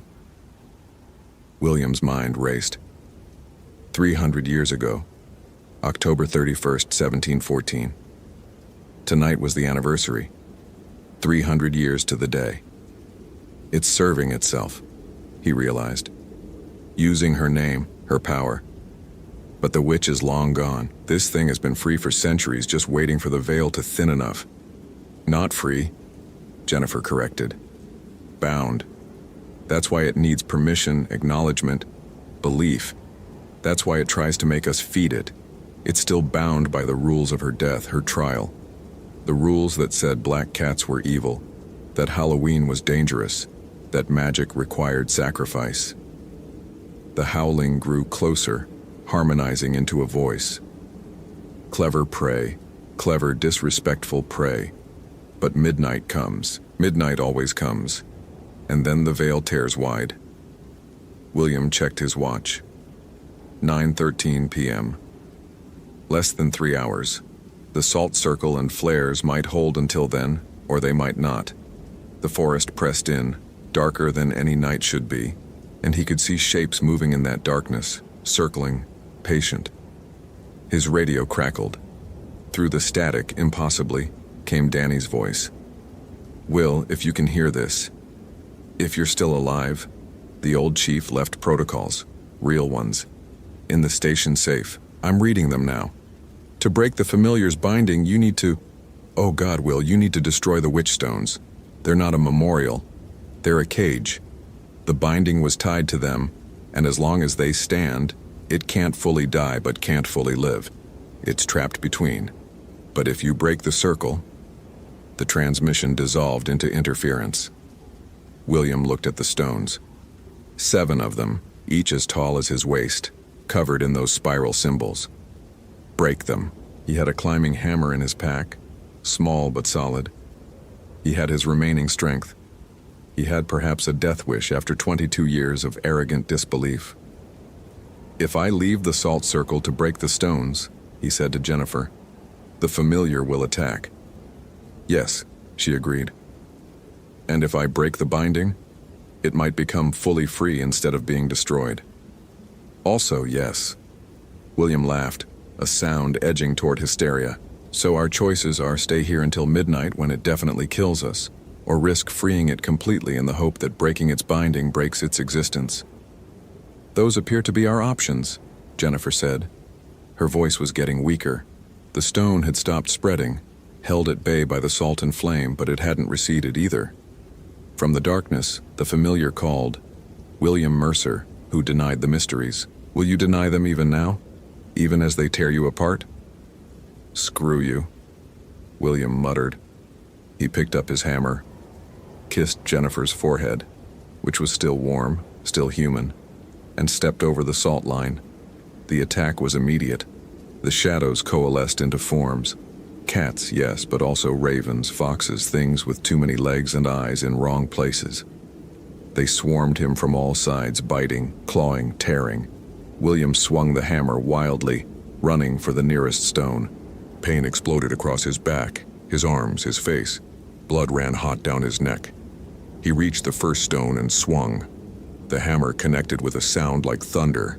The stone cracked, and from the crack spilled light.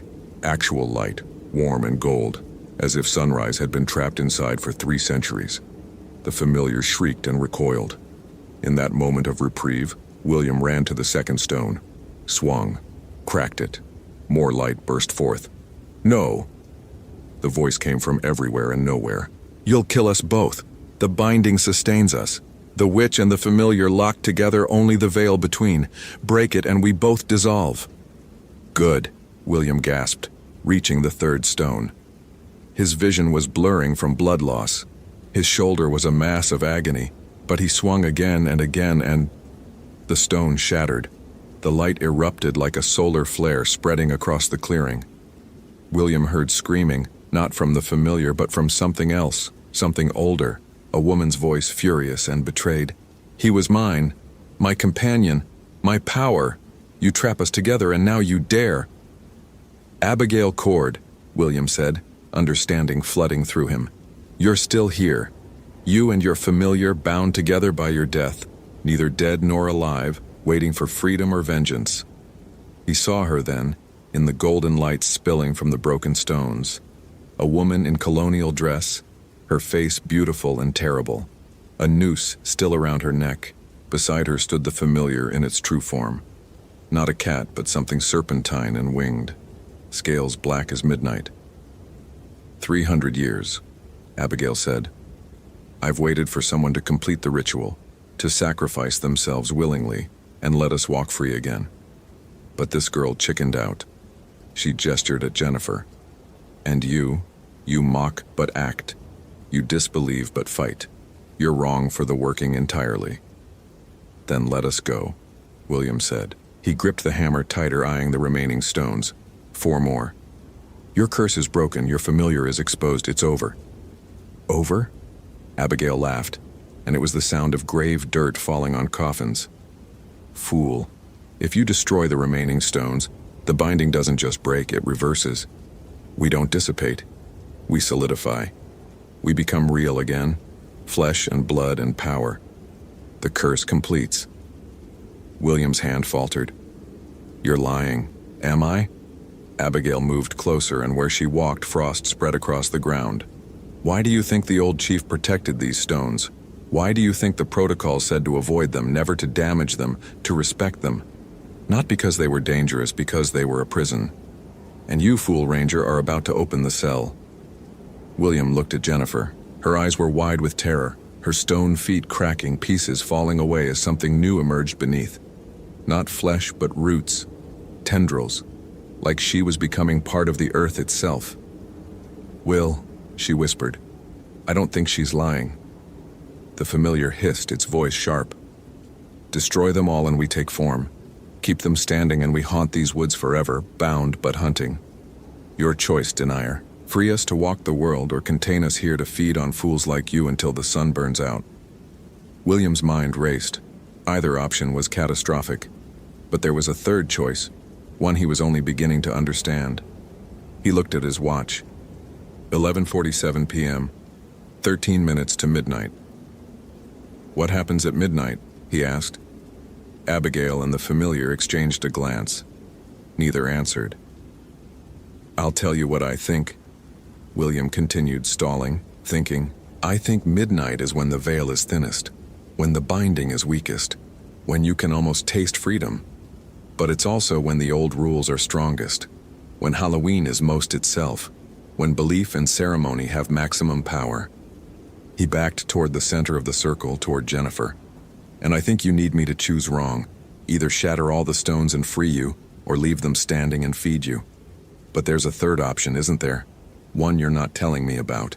"There is no third option," the familiar snarled. But there was something uncertain in its voice now. William knelt beside Jennifer, touched the stones he'd already broken. The light still poured from them, and he felt something in that light.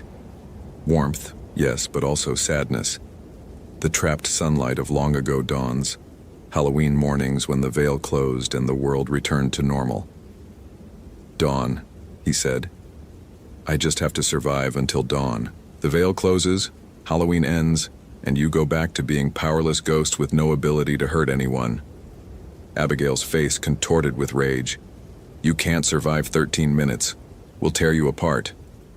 "Maybe," William agreed. "Or maybe I can do what no one's done before. Maybe I can believe in you while also believing in myself. Respect your power while still opposing it. Maybe that's the lesson. Not denial and not capitulation, but acknowledgement with resistance." He stood, placed himself between Jennifer and the witch, and held out his bleeding arms. "I believe in you, Abigail Cord. I believe you were wronged, executed for powers you possessed, bound unfairly with your familiar. I believe your anger is justified." The witch hesitated, surprised. "But I also believe you've become something worse than your executioners," William continued. "You've hunted innocent people for 3 centuries. You've turned your justified rage into mindless cruelty. And that I won't accept, I won't enable." He checked his watch. 11:54 p.m. "6 minutes," he said. "I can last 6 minutes." The witch screamed, and the familiar lunged, and the clearing became a maelstrom of shadow and fury.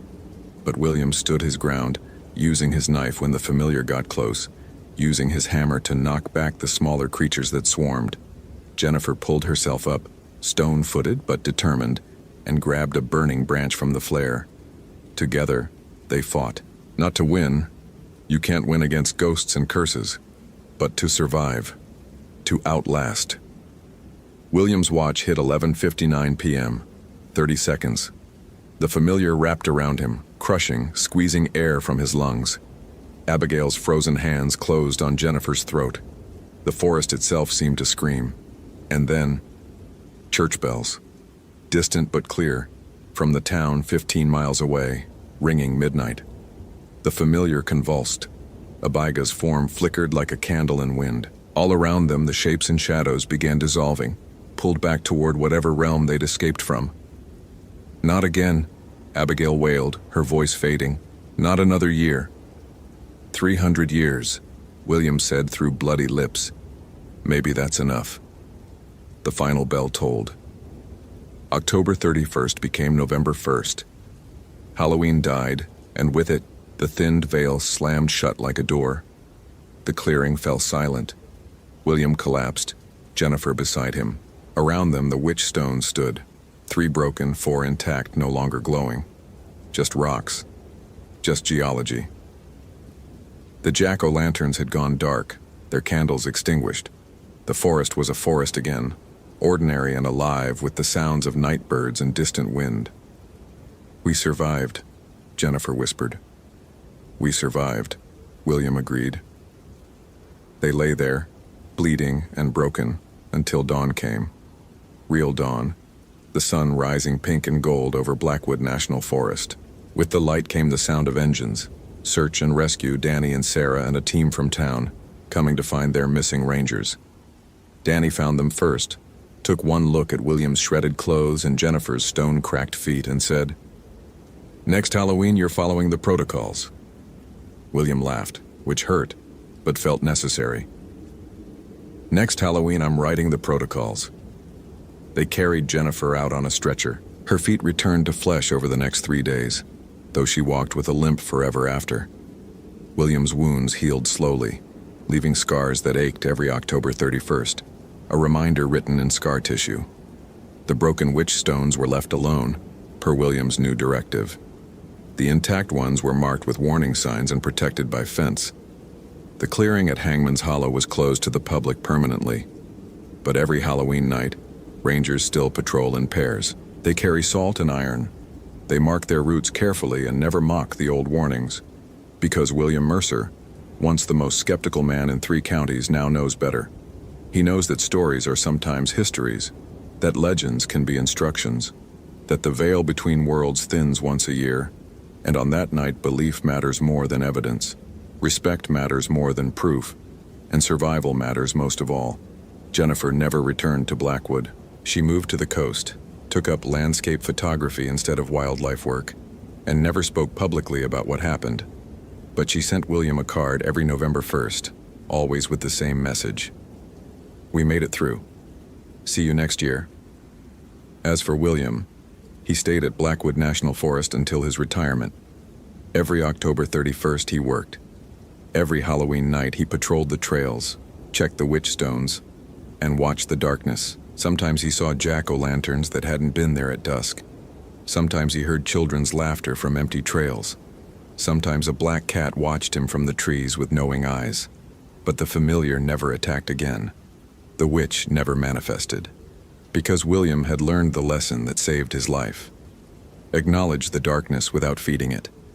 Respect the mystery without surrendering to it. Believe in the impossible while fighting to survive it. That's the ranger's duty on Halloween. Not to deny or to capitulate, but to stand guard at the threshold, to hold the line between the living world and whatever lies beyond the veil.